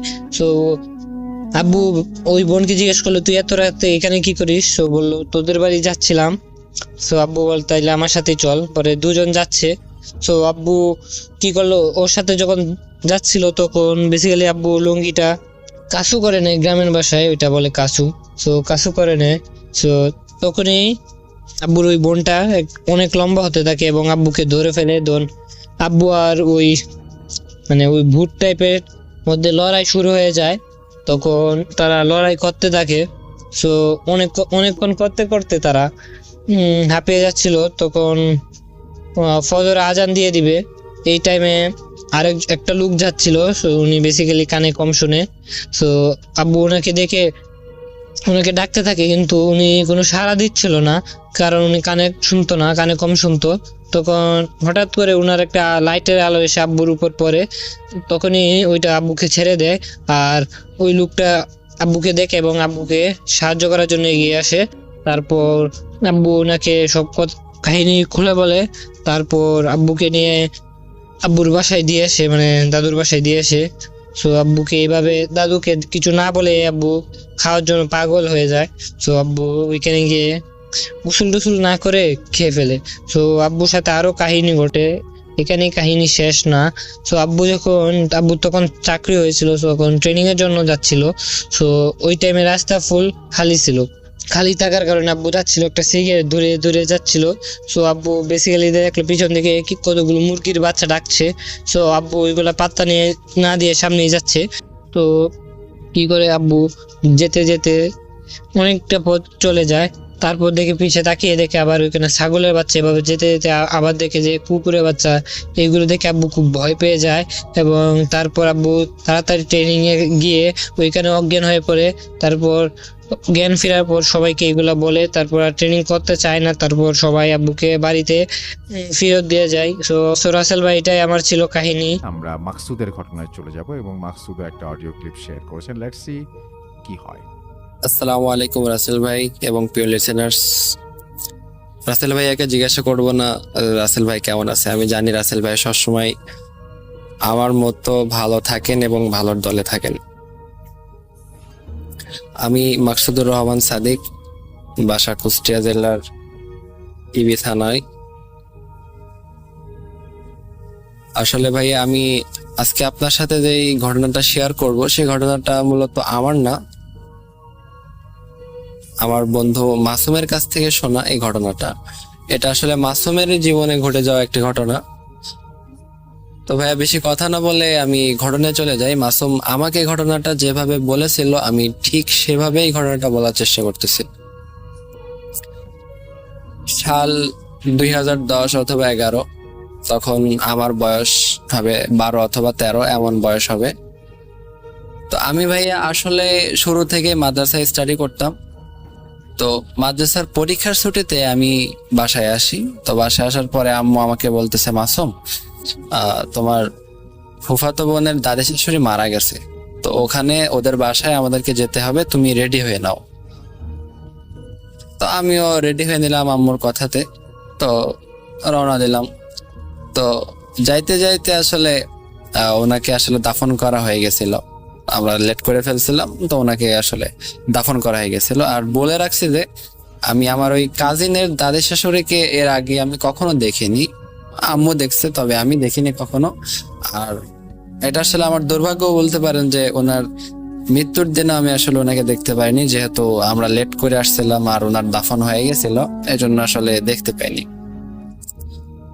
তো ওইখানে আমি আমার চাচাতো ভাই আর কেউ আমার সমবয়সী মাহফুজ, আর আমার চাচাতো বোন রিয়া, ও একটু ছোট হবে আমাদের থেকে। তো ওরে দেখলাম, দেখে বেশ খুশি হলাম, যাক সাথী পাওয়া গেছে এখানে। তো মাহফুজ আমাকে দেখে বললো, কিরে মাসুম কেমন আছিস? আমি বললাম হ্যাঁ ভালো আছি। এরপর আমরা আসলে কুশলাদি বিনিময় করলাম। তো মাহফুজ আমাকে বললো, আচ্ছা এখানে তো আসলে সবাই কান্নাকাটি করতেছে, কেমন কি একটা অবস্থা, চলো আমরা একটু বাগান থেকে হেঁটে আসি। তো আমি বললাম যে কথাটা আসলে মন্দ বলেনি, বাগান থেকে হেঁটে আসলে ভালো হয়। তো আমি, মাহফুজ আর রিয়া বাগানে গেলাম তিনজন একটু হাঁটাহাঁটি করার জন্য। আর আমার কাজিনের দাদি শাশুড়িকে যেখানে কবর দেওয়া হয়েছিল, সেটা আমরা যে বাগানে হাঁটতে গেছিলাম, ওই বাগানের শেষ প্রান্তে ওনাদের আর কি পারিবারিক কবরস্থান আছে, ওখানে আর কি ওনাকে দাফন করা হয়। তো আমরাও, যেহেতু ওনার দাফন অনেক আগে হয়ে গেছিল, আর আমরা প্রায় সন্ধ্যা ভাবে এমন একটা সময় বাগানে গেছিলাম। তো আমি লক্ষ্য করলাম যে ওই ওনাকে যেখানে কবর দেওয়া হয়েছিল, এখানে আমাদের দিকে মুখ করে একটা বুড়ি ওখানে দাঁড়ায় আছে। তো আমি জানি না যে মাহফুজ আর রিয়া ওনারা দেখছে কিনা। আমি ভাবলাম হয়তো মৃত ব্যক্তির কোনো আত্মীয় হবে, দেখতে আসছে, কবর জিয়ারত করতে আসছে, এমন একটা আর কি। তো আমি আর কি বিষয়টা তেমন একটা খেয়ালে নিলাম না, তবে দেখলাম যে মহিলাটা আর কি ওই সাদা শাড়ি, আর যেহেতু উনি বোঝা যাচ্ছিল যে বৃদ্ধা মানুষ, তো বৃদ্ধা যেমন সাদা শাড়ি পরে, এমন সাদা শাড়ি, আর হাতে একটা লাঠি, এমন একটা দেখলাম। আসলে তেমন একটা মাথা কামাই নেই বিষয় নেই। এরপর আর কি মানে ফিরে যাই আর কি। তো আমরা 2-3 দিন ওখানেই ছিলাম, যেহেতু 2 দিন পরেই ওনার মিলাদ মাহফিল অনুষ্ঠিত হবে, সেহেতু ওখানেই ছিলাম। তো এই 2 দিন আর কোনো সমস্যা হয়নি, কিন্তু সমস্যা শুরু হয় 3য় দিন থেকে। 3য় দিন অনুষ্ঠানের দিন ছিল। অনুষ্ঠান শেষ করে অনেক টায়ার্ড ছিলাম আমি, যেহেতু অনুষ্ঠানের কিছু কাজে অংশগ্রহণ করছিলাম। তো আমি পুকুর পাড়ে না মানে পুকুর পাড়ের পাশে একটা কল, তো কলে গেছি আর কি হাত মুখ ধুইতে। তো এখানে হাত মুখ ধুইতেছি, হঠাৎ দেখি ওইখানে ওই বৃদ্ধা মহিলা দাঁড়ায় আছে পুকুরের পাড়ে। উনি দাঁড়ায় আছে আর দাঁড়ায় আমাকে হাতের ইশারায় ডাকতেছে, মানে ওনার কাছে যাওয়ার জন্য আমাকে বলতেছে। তো আমি ভাবলাম হয়তো বৃদ্ধা মানুষ, হয়তো কোনো সাহায্য দরকার। আর আমি এটা খেয়াল করলাম যে আমি আমার সামনে যে বৃদ্ধাটা দাঁড়ায় আছে, এই বৃদ্ধাটা ওই বৃদ্ধা যাকে আমি ওই দিন কবরের ওইখানে দেখছিলাম। আর আজকে অনেক কাছ থেকে ভালোভাবে দেখলাম যে বৃদ্ধাটা আসলে একটা কালো পাড়ওয়ালা সাদা শাড়ি আর হাতে একটা লাঠি, আর উনি হচ্ছে গোল্ড ফ্রেমের একটা চশমা পরে আছে। তো আমিও গেলাম সাহায্যের জন্য, এগিয়ে গেলাম। তো পেছন থেকে হঠাৎ আমাকে কেউ ডাকলো যে ওইদিকে কোথায় যাচ্ছিস, সন্ধ্যা নেমে গেছে, ওইদিকে কোথায় যাচ্ছিস। তো আমি শুধু পেছনে তাকাইছি, তাকাই দেখি মাহফুজ কথাগুলো আমারে বলল। শুধু পেছনে তাকাইছি আর তাকানোর পরে সামনে তাকাইছি, মাত্র 10 সেকেন্ড এমন একটা ব্যবধান হবে। তো এই 10 সেকেন্ডের ভেতরে দেখি ওই বুড়িটা গায়েব। আর গায়েব এই জন্য বলবো যে যে পুকুর পাড়ে বুড়িটা দাঁড়াইছিল, পুকুর পাড়ের শেষ প্রান্ত থেকে আসলে ফসলের মাঠ শুরু। তো সেখান থেকে আসলে একটা বৃদ্ধ মহিলা, যার বয়স আনুমানিক 70 অথবা 80 হবে, এমন একটা বৃদ্ধা মহিলা এত তাড়াতাড়ি যেতে পারবেন, আর গেলেও অবশ্যই আমি দেখতে পাবো, এমন একটা বিষয় ছিল। আমি মনে মনে অনেক ভয়ই পাইলাম যে ওই দিন ওনারে দেখলাম, আজকে ওনারে দেখলাম, কিন্তু দেখার পরে উনি এইভাবে গায়েব হয়ে গেল। আসলে অনেক ভয় পাইছিলাম, তবে আসলে মাহফুজের কাছে প্রকাশ করিনি বিষয়টা। ও আমার মজা উড়াবে এই জন্য আর কি আমি ওরে বলি নাই যে এই বিষয়। তো পরের দিন আসলে আম্মুর সাথে আমরা নিজেদের বাসায় চলে আসলাম। বাসায় আসার পরে 3-4 দিন আর কোনো সমস্যা হয়নি। তো একদিন রাতে আমি শুয়ে আছি, তো আমি হঠাৎ মানে একটা ঠান্ডা স্পর্শে আমার ঘুম ভেঙে যায়। ঠান্ডাটা আসলে অনেক বেশি ঠান্ডা ছিল, আর মনে হচ্ছিল যে আমার পাটা ঠান্ডার জন্যই মানে পুড়ে যাবে, এমন একটা ভাব। তো আমি ভাইয়া হচ্ছে চোখ মেলেই যেটা দেখলাম, আসলে এটা দেখার জন্য আসলে কেউ মানে দেখতে চাইবে না, এমন একটা বিষয় ছিল। দেখলাম ওই যে সেই বুড়িটা যাকে আমি কবরের ওইখানে দেখছিলাম, পুকুর পাড়ে দেখছিলাম, যে আমাকে হাতের ইশারায় ডাকতেছিল। তো ওই বুড়িটা আমার পায়ের পাশে দাঁড়ায় আছে, আগের মতো সেই সাদা শাড়ি, হাতে লাঠি, এক হাতে লাঠি আর এক হাতে আমার পা ধরে আছে, আর মুখে এক টুকরা মুচকি হাসি, মানে কিছু একটা বলবে আমার আর কি, এমন একটা ভাব। তো আমি এই বিষয়টা দেখার পরে মানে প্রচন্ড পরিমাণে ভয় পেয়ে যাই, চিৎকার করার চেষ্টা করতেছে কিন্তু আমার গলা দিয়ে কোনো আওয়াজ বেরোচ্ছে না। পাশে আম্মু, আমি মানে শরীর মুভ করতে পারতেছে না, হাত পা নড়াইতে পারতেছে না, আম্মুরে ডাকতেও পারতেছে না। তো আমার জানা যতগুলা দোয়া ছিল আমি আসলে দোয়াগুলা পড়তে থাকি, আর এক পর্যায়ে চোখটা বন্ধ করে একটা চিৎকার দিই। আমার চিৎকার শুনে আর কি পাশে যেহেতু আম্মু ছিল, আম্মুর ঘুম ভেঙে যায়।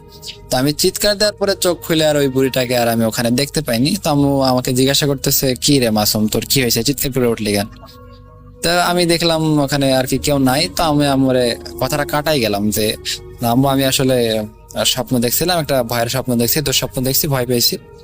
তো আম্মু আর কি আমার বুকে আর কি করছি, পরে ফু দিয়ে বললো আচ্ছা ঠিক আছে ঘুমা। তো এখন আমার মাদ্রাসারও ছুটি শেষ, মাদ্রাসায় যাইতে হবে। তো মাদ্রাসায় যাব তার আগের দিন সন্ধ্যাবেলায় আর একটা ঘটনা ঘটে। আম্মু আমাকে বলে যে বা দোকান থেকে ডিম নিয়ে আসতে। তো আমি ওই সময় বিকাল হয়ে গেছিল, বিকাল। তো আমি গেছি দোকানে। তো দোকানটা আর কি বাসা থেকে দূরে ছিল, যেহেতু গ্রামে থাকতাম আমি, অনেক দূরে ছিল দোকান। তো গেছি মোড়ের ওই পাশে, মোড়ের একটু ওই পাশে দোকান। তো এখানে যাওয়ার পরে ডিম কিনছি, ডিম কেনার পরে তো ওইখানে আর কি পুরাতন বন্ধু ছিল, ওদের সাথে একটু আড্ডা দিছি। আড্ডা দিতে দিতে আসলে সন্ধ্যার আজান দিবে এমন একটা ভাব। তো আসার পথে 3 রাস্তার একটা মোড় পড়ে, মোড়ের একদম মাথায় একটা কবরস্থান। এর আগেও আমি অবশ্যই কবরস্থানের পাড়ে দিয়ে অনেক যাতায়াত করছি, কোনো সমস্যা আমি ফেস করিনি। তবে ওই দিন আসার পরে কেউ আমাকে পিছন থেকে ডাকছে, মাসুম। একটা মানে একটা মেয়েলি কণ্ঠ, তবে কণ্ঠটা আসলে ভাঙা একটা কণ্ঠ। আমাকে ডাকছে, মাসুম আয়, আমার কাছে আয়, একটু শুনে যাও। আমি পিছনে যে তাকাইছি ভাইয়া, দেখি সেই বুড়িটা আমাকে ডাকতেছে আর ওনার কাছে আসার জন্য আমাকে বলতেছে। তো আমি ভাইয়া খুব মানে এত পরিমাণ ভয় পাই যেটা বলে বোঝানোর মতো না। মানে সে একটা দৌড় দেওয়ার পর মানে বাসায় যাওয়ার পরে হঠাৎ কিছু একটার সাথে বাড়ি খেয়ে আমি আসলে পড়ে যাই, আমি সেন্সলেস হয়ে যাই। পরের দিন আমার জ্ঞান ফেরার পরে আসলে মাথায় মানে প্রচন্ড ব্যথা অনুভব করছে। আমি যেটার সাথে আসলে বাড়ি খেয়েছিলাম সেটা একটা খুঁটি ছিল, আর ওই বাড়িটা আসলে মাথায় খেয়েছিলাম, অনেক পেন ছিল, অনেক ব্যথা ট্যাথা পাইছি। তো আম্মুরে আসলে বললাম যে আম্মু আমি তো আসলে অনেক ভয় পাইতেছি। তো আম্মু আর কি করলো, স্থানীয় ইমাম সাহেবরে বললো যে আমার ছেলেটা তো অনেক ভয় পাচ্ছে, কিছু একটা করেন। তো আর হুজুর তেমন কিছু না, শুধু আমার শরীরটা একটু বন্ধ করে দিলেন আর কিছু তেল পড়া আর পানি পড়া দিলেন, বললেন যে এগুলো খাও বাবা, ইনশাল্লাহ সুস্থ হয়ে যাবা। তো আমিও ওনার কথা অনুযায়ী তেল পড়া পানি পড়া এরকম নিয়ম অনুযায়ী খাইতে লাগলাম। মোটামুটি আলহামদুলিল্লাহ আমি সুস্থ হয়ে গেছি। তো আর 3-4 মাস আর কি আমার আর কোনো সমস্যা নেই। আসলে রাসেল ভাইয়া, ঘটনাটা যদি এখানে শেষ হতো তাহলে আসলে খুব ভালো হতো, কিন্তু ঘটনাটা এখানে শেষ না। মানে ঘটনাটা কেবল মধ্য পর্যায়ে আছে আমরা। তো 3-4 মাস আমার কোনো সমস্যা নেই, এর মধ্যে আমি মাদ্রাসায় চলে গেছি, সুন্দরভাবে লেখাপড়া করতেছি, কোনো সমস্যা নাই। তো একদিনকার ঘটনা, আমরা যে মাদ্রাসায় পড়তাম ওই মাদ্রাসারই আরেকটা শাখা ছিল, যেটা মাদ্রাসারই থেকে একটু দূরে। যদি মেন রাস্তা ইউজ করা হয় তাহলে মিনিমাম 10-12 মিনিট সময় লাগবে মেন রাস্তা দিয়ে যাইতে, যেহেতু মাদ্রাসাটা শহরের ভিতরে ছিল।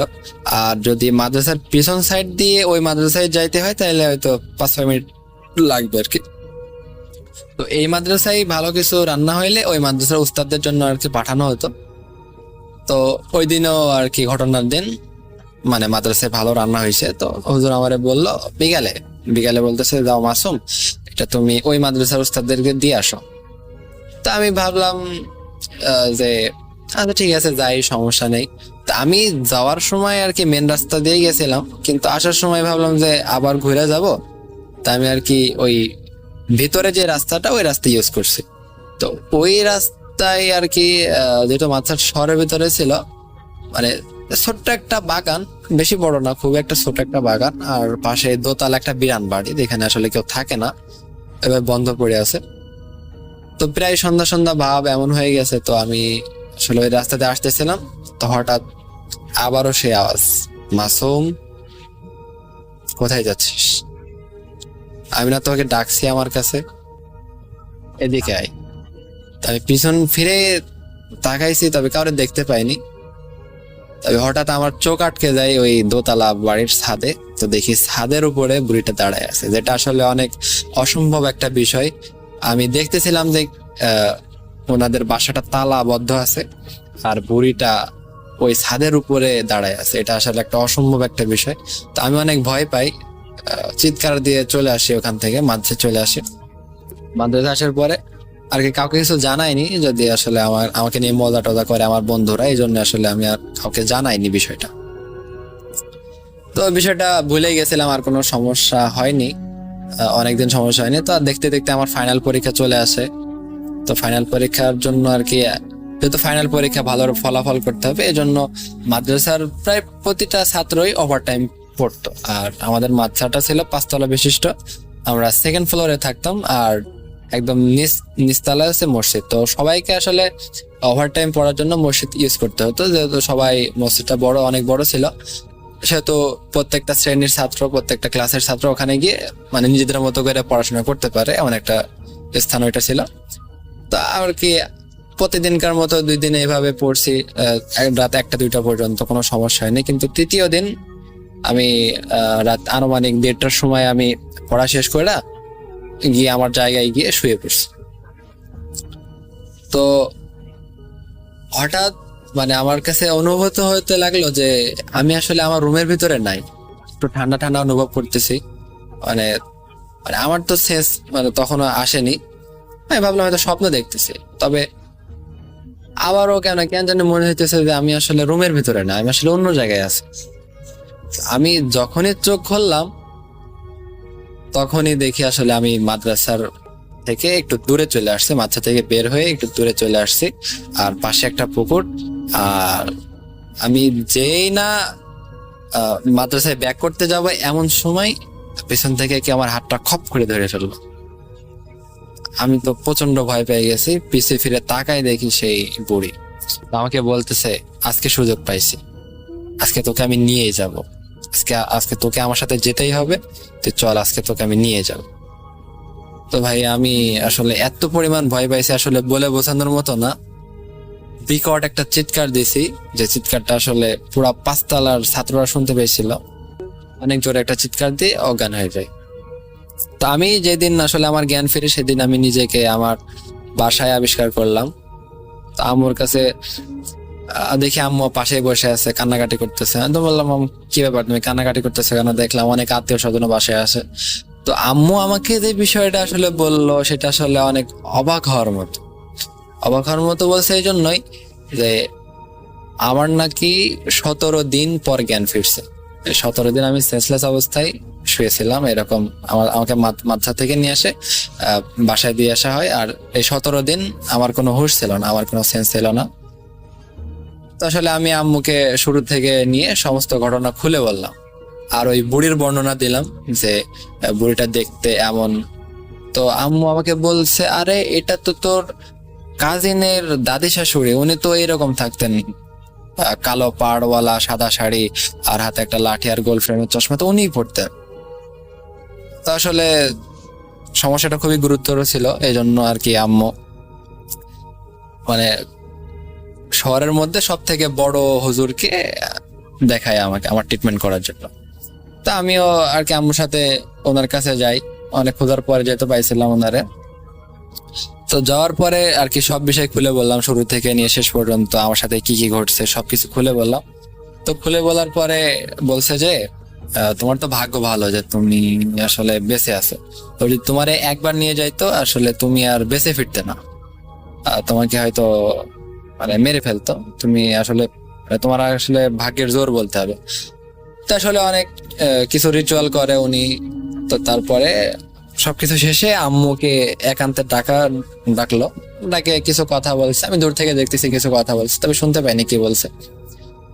তো আম্মু আমাকে নিয়ে বাসায় চলে আসলো। তো আমি আম্মুকে জিজ্ঞেস করলাম, আচ্ছা আম্মু, হুজুরকে তোমাকে বলেনি যে আমি কেন ওই বুড়িকে দেখতাম, কেনই বা ওই বুড়ি আমাকে নিয়ে যাওয়ার চেষ্টা করতো, এসব কিছু বলেনি? তো আমি তখন আম্মু আর কি কথাগুলো এড়াই যাইতো আর কি, আমাকে বলতো না, যেহেতু আমি ছোট ছিলাম ভয় পাওয়া বিধায় আর কি। হুজুরও আমাকে বলেনি, আম্মু আমাকে বলেনি। আমি এরপরে অনেকবার আম্মুরে বলছি যে আসলে ঘটনা কি ছিল, কেন আমি দেখতাম, কেনই বা আমারে নিয়ে যাওয়ার চেষ্টা করতো।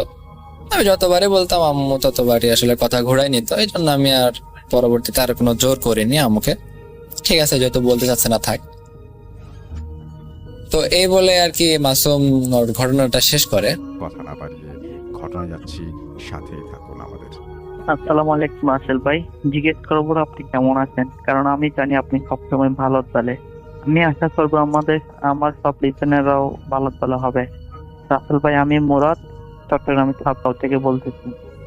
ঘটনাটি স্টুডিওতে এসে শেয়ার করা আমার পক্ষে সম্ভব নয়, তাই রেকর্ডিংটা পাঠালাম। ভালো লাগলে পরে শোনাবেন। রাসেল ভাই, আমাদের সেটাঙের পাশে একটা কথা আছে, সেটা হচ্ছে মুখে আই দেখা ভালো না।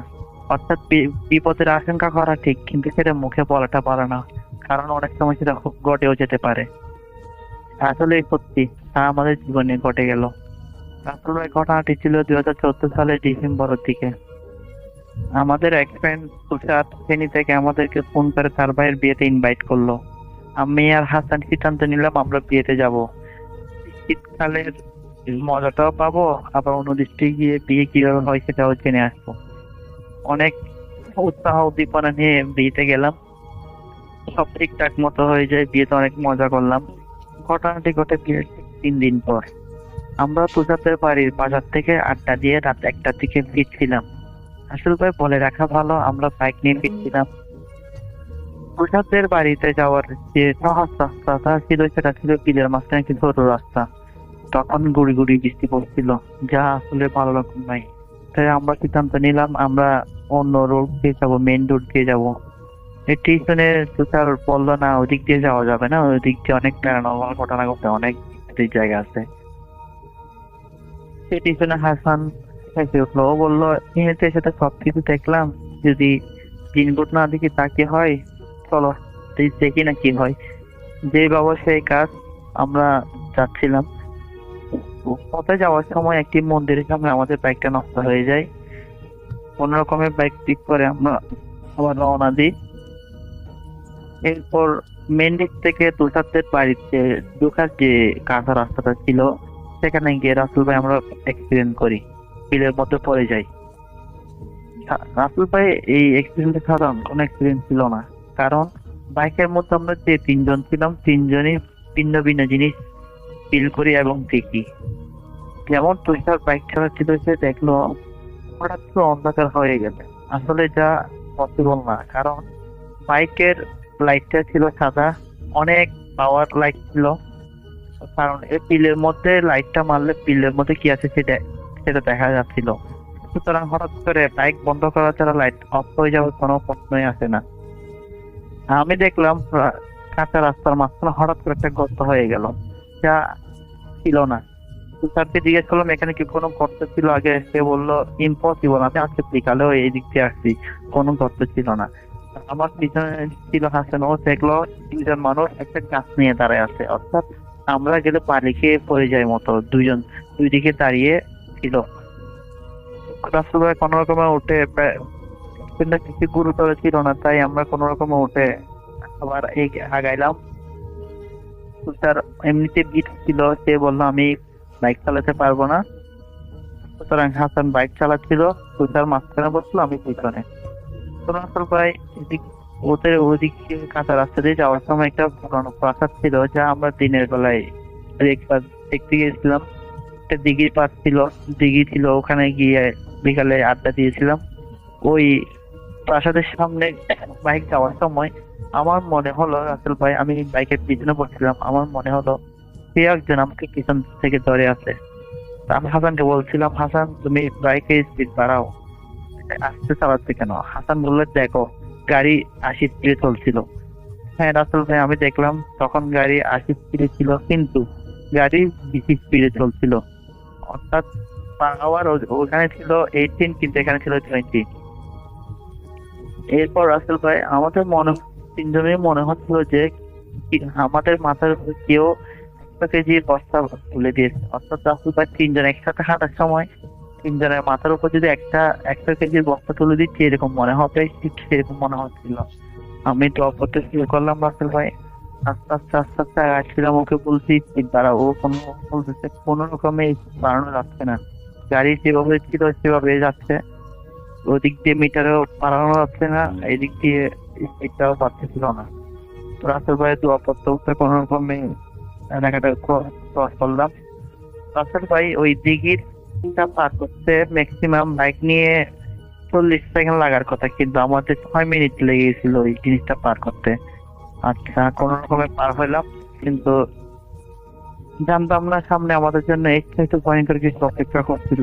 রাসেল ভাই ওদের বাড়িতে যাওয়ার আগে একটা শ্মশান ছিল, ওখানে যাওয়ার সময় ওদিক দিয়ে যাওয়ার সময় আমরা দেখলাম একজন মহিলা রাস্তার মাঝখানে ওইদিকে হয়ে বসে আছে এবং কিছু একটা খাচ্ছে। আমাদের বাইকের লাইট যখন তার মুখে পড়ে তখন সে আমাদের দিকে ফিরল। রাসেল ভাই যা দেখলাম তা দেখাচ্ছেন আমরা মোটেও বুঝছিলাম না। আমরা দেখলাম মহিলাটি ভয়ঙ্কর একটা চেহারার মহিলা বসে আছে এবং তার পুরো মুখে রক্ত, সে একটা চিবিয়ে চিবিয়ে চিবিয়ে খাচ্ছে। এটা দেখে রাসেল ভাই তার মুখে যখন আমাদের গাড়ির লাইট পড়ে, সে সবগুলা দেখে আমরা তিনজনে শুধু উঠতে পারলাম না, পড়ে গেলাম গাড়ি থেকে, হাসান অজ্ঞান হয়ে গেল। আমি আর তাকে যেদিকে পারি দৌড় দিয়ে পালাই গেলাম। এরপর আমি গাছের সাথে পাড়ি খেয়ে পড়ে যাই। এরপর আমার আর কিছু মনে ছিল না। পরের দিন যখন সকাল আমার আসে তখন দেখি তারা আমার পাশে বসে আছে, বাইরে অনেক খরগোশ। আমি তাকে জিজ্ঞেস করলাম হাসান কোথায়, বাইরে একটা খরগোশ দিচ্ছে। তখন কোথায় আমাকে চা বললো, চা শোনা যেন আসলে আমি বুঝছিলাম না। বললো হাসানের পিঠের মাঝখানে হাসানের লাশ পাওয়া গেছে, তার দুইটা চোখ এবং টিকপা ছিল না। পাওয়া গেছে পুকুর পাড়ে, আর আমাকে বট গাছের নিচে পাওয়া গেছে। রাসেল ভাই আসলে কোনো কিছু মুখে বলাটা আসলে ভালো নয়, যেমন আমাকে জিনে ধরে না, আমি জিনকে ভয় পাই না, জিনকে বলি আমার কাছে এই সমস্ত কথা না বলাই ভালো, কারণ বলা যায় না কারো কখন কি দরকার চলে আসে। আমরাও এক সময় এইসব ব্যাপার নিয়ে হাসাহাসি করতাম, আমরা বলতাম এগুলো আমাদের সাথে হয় না কেন, এগুলো সব ফাঁকা। আসলে রাসেল ভাই যার সাথে প্যারানর্মাল ঘটনা ঘটে সেই জানে আসল অবস্থা আসলে কি। বাকিরা সবাই সেটা নিয়ে হাসাহাসি করতেই থাকে সবাই। যাক, এই ঘটনা ঘটার পর রাসেল ভাই মানসিক ভাবে ভেঙে পড়ি, এরপর আস্তে আস্তে সহজ হয়ে আসি। এই ছিল আমার ঘটনা রাসেল ভাই। আসসালামু আলাইকুম রাসেল ভাই, কেমন আছেন? আশা করি আপনি ভালো আছেন এবং ভালো তলে আছেন। আমি মোহাম্মদ সবুজ, কুমিল্লা জেলার বাবনপাড়া থানার কোন এক গ্রাম থেকে বলছি। রাসেল ভাই, আজকে যে একটি মর্মান্তিক একটি ঘটনা আপনাদের সাথে শেয়ার করব, যে ঘটনাটি ঘটেছিল আমাদের সামনে এবং এই ঘটনাটি এখনো ঘটিতেছে। ঘটনাটি শুরু হয় 2008 সাল থেকে। রাসেল ভাই, এই ঘটনাটি একটি সত্য ঘটনা। এটি ঘটেছিল দুলালপুর গ্রামে। তো যারা দুলালপুর থেকে এই ঘটনাটি শুনবে তারা হয়তো বুঝতে পারছে আমি কোন ঘটনা বলতেছি। রাসেল ভাই, আজ আমি এই ঘটনাটি আপনাদের শেয়ার করব। যদি ভালো লাগে তাকে অবশ্যই লিসেনারতে পড়ে শোনাবেন, প্লে করে শোনাবেন। তো রাসেল ভাই, আমি চলে যাচ্ছি বেশি না কথা বলে আমাদের মূল ঘটনায়। রাসেল ভাই, ঘটনাটি শুরু হয় একটি পরিবারকে দেখিয়ে, যে কুদ্দুস মিয়া। এই কুদ্দুস মিয়ার ছেলে ছিল, এক ছেলে। এই ছেলে আবার বিয়ে করার পর বিদেশ চলে যায়। তারপর মনে করেন ওই মহিলাটি, যে কুদ্দুস মিয়ার পুতের বউ, সে তাকে অনেক জ্বালাতন করে। কুদ্দুস মিয়াকে সম্পদের যন্ত্রণা, তার ছেলে যে টাকা পাঠায় তাকে ওষুধের টাকা দেওয়া হয় না, এসব যন্ত্রণা রাসেল ভাই। তারপর একদিন কি তা হলো, হঠাৎ করে সে মারা যায়। ওই বউ তো সকালবেলা রাত্রে আসে সেরে কিসের জন্য যেন এসে ডাক দেয়। ডাক দেওয়ার পর রাসেল ভাই সে আর হুড় দেয় না, কুদ্দুস মিয়া হুড় দেয় না। পরে দেখেন, লারা দিয়ে দেখেন কুদ্দুস মিয়া কি মারা গেছেন। এখন তো সে বলবো যে তার কুদ্দুস মিয়ার ছেলে বলবো যে তুমি আমার আব্বাকে ওষুধের টাকা দাওনি তাই মারা গিয়েছে, অনেকেই তাকে দোষারোপ করবে। তাই কি করলো, একটি লোক ভাড়া করে এনে তাকে অনেক টাকার প্রলোভন দেখিয়ে তাকে একটি কথা বলে যে আমার শ্বশুর তো মারা গিয়েছে, এখন শ্বশুর মারা গেছে, এখন যদি পরিবারের তারা অথবা এলাকাবাসী যদি বলে আমাকে তোমার শ্বশুর কিভাবে মারা গেল, এখন যদি তারা দেখে রোগ হয়ে মারা গেছে, তাহলে তো আমাকে অনেক অসম্মান করা হবে, আমার মান ইজ্জত চলে যাবে। তাই তোমাকে নিয়ে আসলাম, আমি আমার শ্বশুরকে কি পানিতে ফেলে দেব। তো রাসেল ভাই, আমি বলে গিয়েছি বাড়িটার বর্ণনা দেই। বাড়িটার বর্ণনা হচ্ছে গিয়ে পশ্চিম পাশে রয়েছে একটি এতিমখানা, হাফিজা মাদ্রাসা। তারপরে দক্ষিণ দিকে রয়েছে আপনার একটি ব্যাংক, এশিয়া ব্যাংক। তারপরে পূর্ব দিকে রয়েছে অনেকগুলা পুকুর। তারপর রয়েছে একটি খাল, যাকে এই ভাষায় বলে কি গাং বা খাল, যেটা বলে। তো রাসেল ভাই, এই বাড়িটির দক্ষিণ পাশে ছিল ব্যাংক, ব্যাংকের সাথে ছিল বিশাল বড় বার্জার।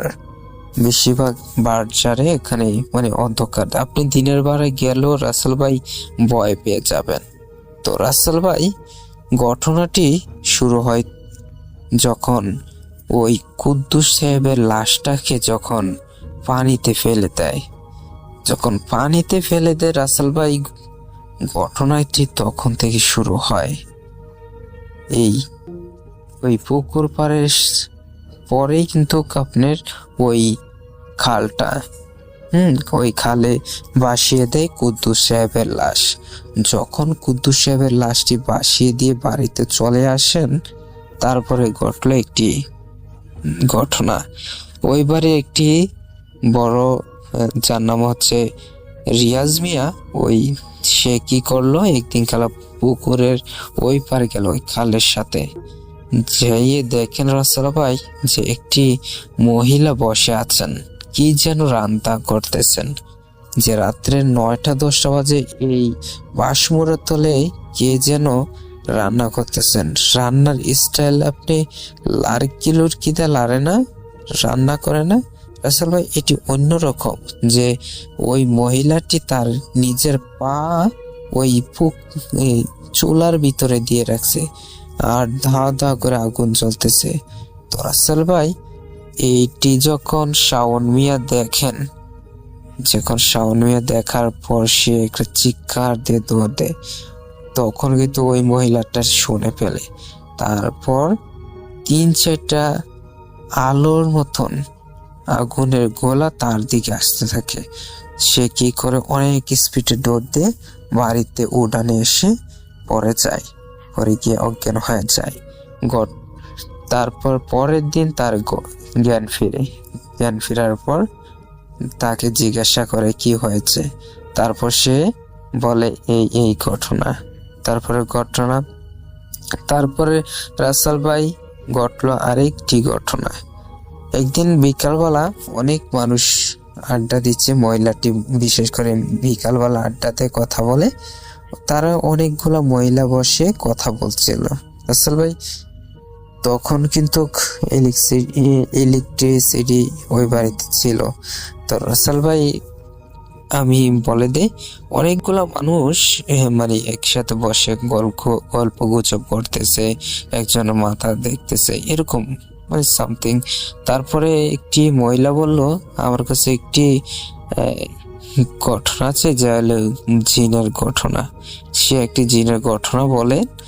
জিনের ঘটনা বলার পর মনে করেন রাত, তারা ঘটনাটা বলার পর সকলে বাড়িতে চলে যায়। বাড়িতে চলে যাওয়ার পর ওই জামাল মিয়ার ঘরের টিনে, যার উঠানে বসে সকালে গল্প গুজব করেছে, ওই উঠানের সামনে টিনের ঘরে রাত্রে কে যেন গণহারে যে পাথর নিক্ষেপ করতেছে রাসেল ভাই। এত পাথর নিক্ষেপ করতেছে যে তারা এত ভয় পেয়ে যায়। তো রাসেল ভাই তারা যখন ভয় পেয়ে যায়, তাই যে জামাল মিয়ার ঘরে পাথর নিক্ষেপ করতেছে রাসেল ভাই, তারা ছিল 3 জন।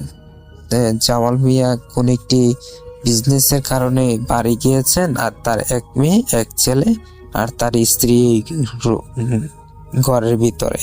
তো রাসেল ভাই যখন এই ঘরের ভিতরে এই ঘটনা চলতে থাকে রাত 11টা থেকে ফজর আজান দেওয়ার পর ওই ঘটনাটি আর ঘটে না।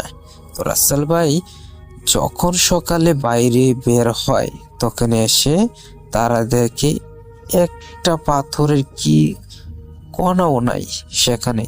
তাহলে রাত্রে কে এত জোরে জোরে এত আওয়াজ করে ইটিয়ে দিচ্ছে? তো রাসেল ভাই এই যে ঘটনাটি তারা দেখতেছে, যেখানে যেখানে এই পাথরগুলা পড়ছে টিনের চালের উপরে, সব জায়গায় ফুটো হয়ে রয়েছে, ভেঙে রয়েছে, বাঁকা হয়ে রয়েছে। তো রাসেল ভাই যখন এই ঘটনাটি ঘটে, তখন সকলে শব্দটা শুনে। তো এত জোরে শব্দ শোনার পর কেউ আর ডরে বাইরে হয় না। তো রাসেল ভাই 2008 সালের ঘটনা, বোঝে না তো গ্রামের ঘটনা, রাত মানে কিরকম রাত। তো রাসেল ভাই কেউ আর বার হয় নাই। তো পরের দিন সকালে এসে দেখতেছেন তাদের চালের টিন বাঁকা হয়ে রয়েছে। তো রাসেল ভাই তারা বুঝতে পারেনি যে কিভাবে কেন আবার ঘটনাটা হইলো। তারপর 2-3 দিন ভালো যায়, তারপর আবার একদিন সকালে মিলিয়ে ওই উঠানে আবার আড্ডা দেয়। তারপরে শব্দটা ওঠে জিনকে নিয়ে একটি ঘটনা কয়, কিভাবে একটা কথা বলেছিল। তাই পরে এই রাত্রে আবার শুরু হয় তাণ্ডব। রাত 11টা বাজার পর টিনের চালের উপরে কে যেন ডিল মারছে, এত ডিল মারছে যে তাদের কারো একটি ক্ষোভ হয়ে রয়েছে, রাগ হয়ে রয়েছে যে তাদেরকে মেরে ফেলবো, এরকম একটি অবস্থা। তো রাসেল ভাই তার পরের দিন কিন্তু এই সকালে বার হয়ে সেরে এই ঘটনাটি দেখে তারা কিন্তু ওই আর টিনের চালে সব বাঁকা হয়ে রয়েছে, আর কিছু ইটা দিলে ফুটো হয়ে রয়েছে, এরকম অবস্থা। তারপর তাদের কাছে একটি খবর এলো যে ওই কুদ্দুস মিয়ার লাশ পাওয়া গেছে। কুদ্দুস মিয়ার লাশ ওই খালে এক জায়গায় ফেনার নিচে ভেসে রয়েছে। ওই এক জেলে কি করেছেন, জাল পেতেছেন, ওই কারেন্ট জাল বলি, যে জালে বলি, সে জাল পাততে এসেই দেখেন ফেলার তলে যেন কি। তো ওই 2008 সালে কিন্তু আপনার খালের নিচে অনেক মাছ ছিল, তাই সেই মনে হচ্ছে মাছ মনে সাদা হয়ে উঠতে রয়েছে। তাই তারা কি করছে, সে কি করলো, ফেনাটা আলগিয়ে দিয়ে দেখি ওই কুদ্দুস মিয়ার লাশ। তো সে দৌড়ে গিয়ে ওই চৌকিদারকে ডাক দিল। চৌকিদার কি করলো, চৌকিদার আসলো, আসার পর থেকে মনে করেন ওই লাশটিকে উদ্ধার করেন। উদ্ধার করার পর তারপরে পুলিশ আসেন, পুলিশ আসার পর পুলিশ কেস হওয়ার পর থেকে রাসেল ভাই এটি মনে করেন ময়না তদন্ত করার জন্য চিরাঘাটা হবে নিয়ে যান। তো রাসেল ভাই এটি নেওয়ার পর থেকে পুলিশরা কি এটা পোস্টমর্টম করার পর থেকে একটি পুলিশ কেস লেখার পর থেকে লাশ বাড়িতে দিয়ে যান। তারপর তারা কি করলেন, এটা দাফন কাফন করার পরে অনেক দিন চলে যায়, প্রায় 6-7 মাস চলে যায়, তাদের বাড়িতে আর কিছু ঘটনা ঘটে না। তো একদিন সকালে আবার ওই উঠানে বসে গল্প গুজব শুরু করলেন। আবার ওই জিনের শব্দ উঠল, যে জিনের শব্দ কোথায়, একটি ঘটনা বলে। তারপর আরেক এই ঘরে আবার ডিল মারছে রাত্রে, যে উঠানে কথা বলছিল, গল্পটা বলছিল, ওই গল্পটার মানে ওই উঠানে যেই সামনের ঘরটা জামাল মিয়ার করে পাথর নিক্ষেপ করতেছে, কে যেন পাত্রে নিক্ষেপ করে। তো কে করে তারও কিন্তু ধরে বাইরে হয় না। এর আগেও 2বার এরকম ঘটেছিল। তারপর কি হলো, তারা ঘটনাটি ঘটে 11টা থেকে শুরু হয়, আপনার ফজর নামাজ আজানের আগ পর্যন্ত তাদের তাণ্ডব চলতে থাকে। তারপর সকাল হওয়ার পর দেখে কোনো ডিলের চিহ্নই নেই, শুধু টিনগুলো বাঁকা হয়ে রয়েছে। তো রাসেল ভাই এভাবেই চলতে থাকে। তারপরে তারা ভাবলো কেন এই ঘটনাটি ঘটতেছে। তারপর সে একটা তারপরে তারা বুঝতে পারে যে হ্যাঁ, যে এখানে জিন শব্দটা লইলে এই বাড়িতে তাণ্ডব চলে, যেই উঠানে বলে তার ঘরে আঘাত করা হয়। রাসেল ভাই এভাবে তারা সতর্ক হয়ে যায়। তারপরে এই বাড়িতে কোনো ওই প্যারানরমাল বিষয় নিয়ে আর কথাবার্তা বলে না। তারপর হাফিজিয়া মাদ্রাসায় কি হলো, হাফিজিয়া মাদ্রাসায় আপনার একটি হুজুর আসে। আপনি বিশেষ করে যারা হাফিজিয়া মাদ্রাসা চালায় কমপক্ষে 5 থেকে 6 জন হুজুর লাগে। তো একটি হুজুর বদলি হওয়ার পর আরেকটি হুজুর আসে। তো নতুন হুজুর না, তো থাকবে কোথায়, ওই জামাল মিয়ার ঘরে দেয় থাকার জন্য। জামাল মিয়ার একটি পরিত্যক্ত ঘর ছিল, পরিত্যক্ত ঘর হলে অনেক সুন্দর একটি ঘর, আমি নিজেও গিয়ে দেখেছি। তো রুমটির ভিতরে অনেক সোফা, অনেক কিছু আছে। তো আমি বলেছি যে এই বাড়ির সকলে স্বাবলম্বী, খুব টাকা পয়সা। এই বাড়ি বিশেষ করে এই বাড়ির সকলেই অনেক টাকা পয়সার মালিক, আল্লাহ তাআলা বানিয়ে দিয়েছেন। তো রাসেল ভাই ঘটনাটি ঘটে ওই হুজুরের সাথে। তো হুজুরে তো আর জানে না যে ঘরে কি হচ্ছে না হচ্ছে।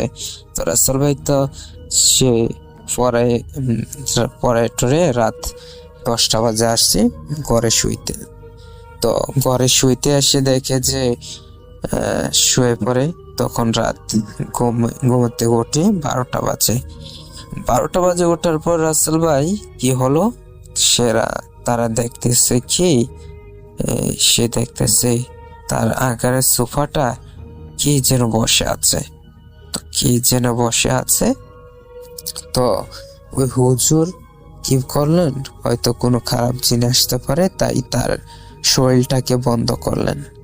বন্ধ করার পর সে লাইটটি জ্বলিয়ে দেখে কেউ নেই। আমি বলেছি ওইখানে ইলেকট্রিসিটি ভালো ছিল, মানে কারেন্ট ভালো ছিল, তাই সে লাইটটি ধরে দেখে কেউ নাই। তো সে বলে হয়তো মনের ভুল, তাই এই ঘটনাটি ঘটেছে, এখন আবার ঘুমাইলে। তো রাসেল ভাই ঘুমানোর পর 1-2 ঘন্টার পর 2টা বাজে তার ঘুম ভাঙে। ঘুম ভাঙার পর সে দেখতেছে ঘরের বাইরে কি যেন ফিস ফিস করে বলতেছে, কই তারে খায়ালা, তার দর, এরকম শব্দ আসতেছে। তো হুজুর তো অনেক ভয় পেয়ে যান, রাসেল ভাই কি হচ্ছে। তো সে তো আর এত নতুন এসেছে, আর কি জানবে। তো সে কি করলো, সে অনেক জোরে দোয়া দুরুদ পড়তে থাকে। তো দোয়া দুরুদ পড়তে থাকে।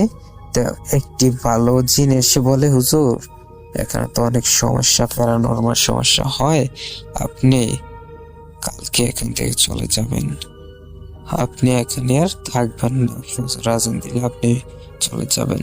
তো পরের দিন হুজুর কি করলো, এখান থেকে ফজর নামাজ পড়ে সে চিল্লিয়ে পিল্লিয়ে এখান থেকে চলে যায়।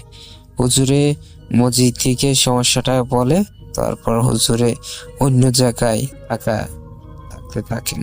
তো রাসেল ভাই তারপর এই ঘটনাটি ঘটতে থাকে। তারপর একদিন মনে করেন সকলে, আমার ছোট আপু গিয়েছিলেন ওই বাড়িতে, যাওয়ার পর থেকে এসেছেন। কিন্তু রাসেল ভাই এই ঘটনাটি এখনো প্রতিনিয়ত ঘটতে থাকে এবং তারা সতর্ক হয়ে যায় যে ওই বাড়িতে জিন শব্দটা তুললেই, ওই যেই ঘরের সামনেই এই শব্দটা উঠবে, তার টিনের চালে তাণ্ডব চলে, এখনো চলে মাঝে মধ্যে। বর্তমানে আপনার 3 সাইড ঘর নাই, বর্তমানে আপনার সকলে বিল্ডিং করে ফেলেছে। তো রাসেল ভাই এই ছিল আমার ঘটনা।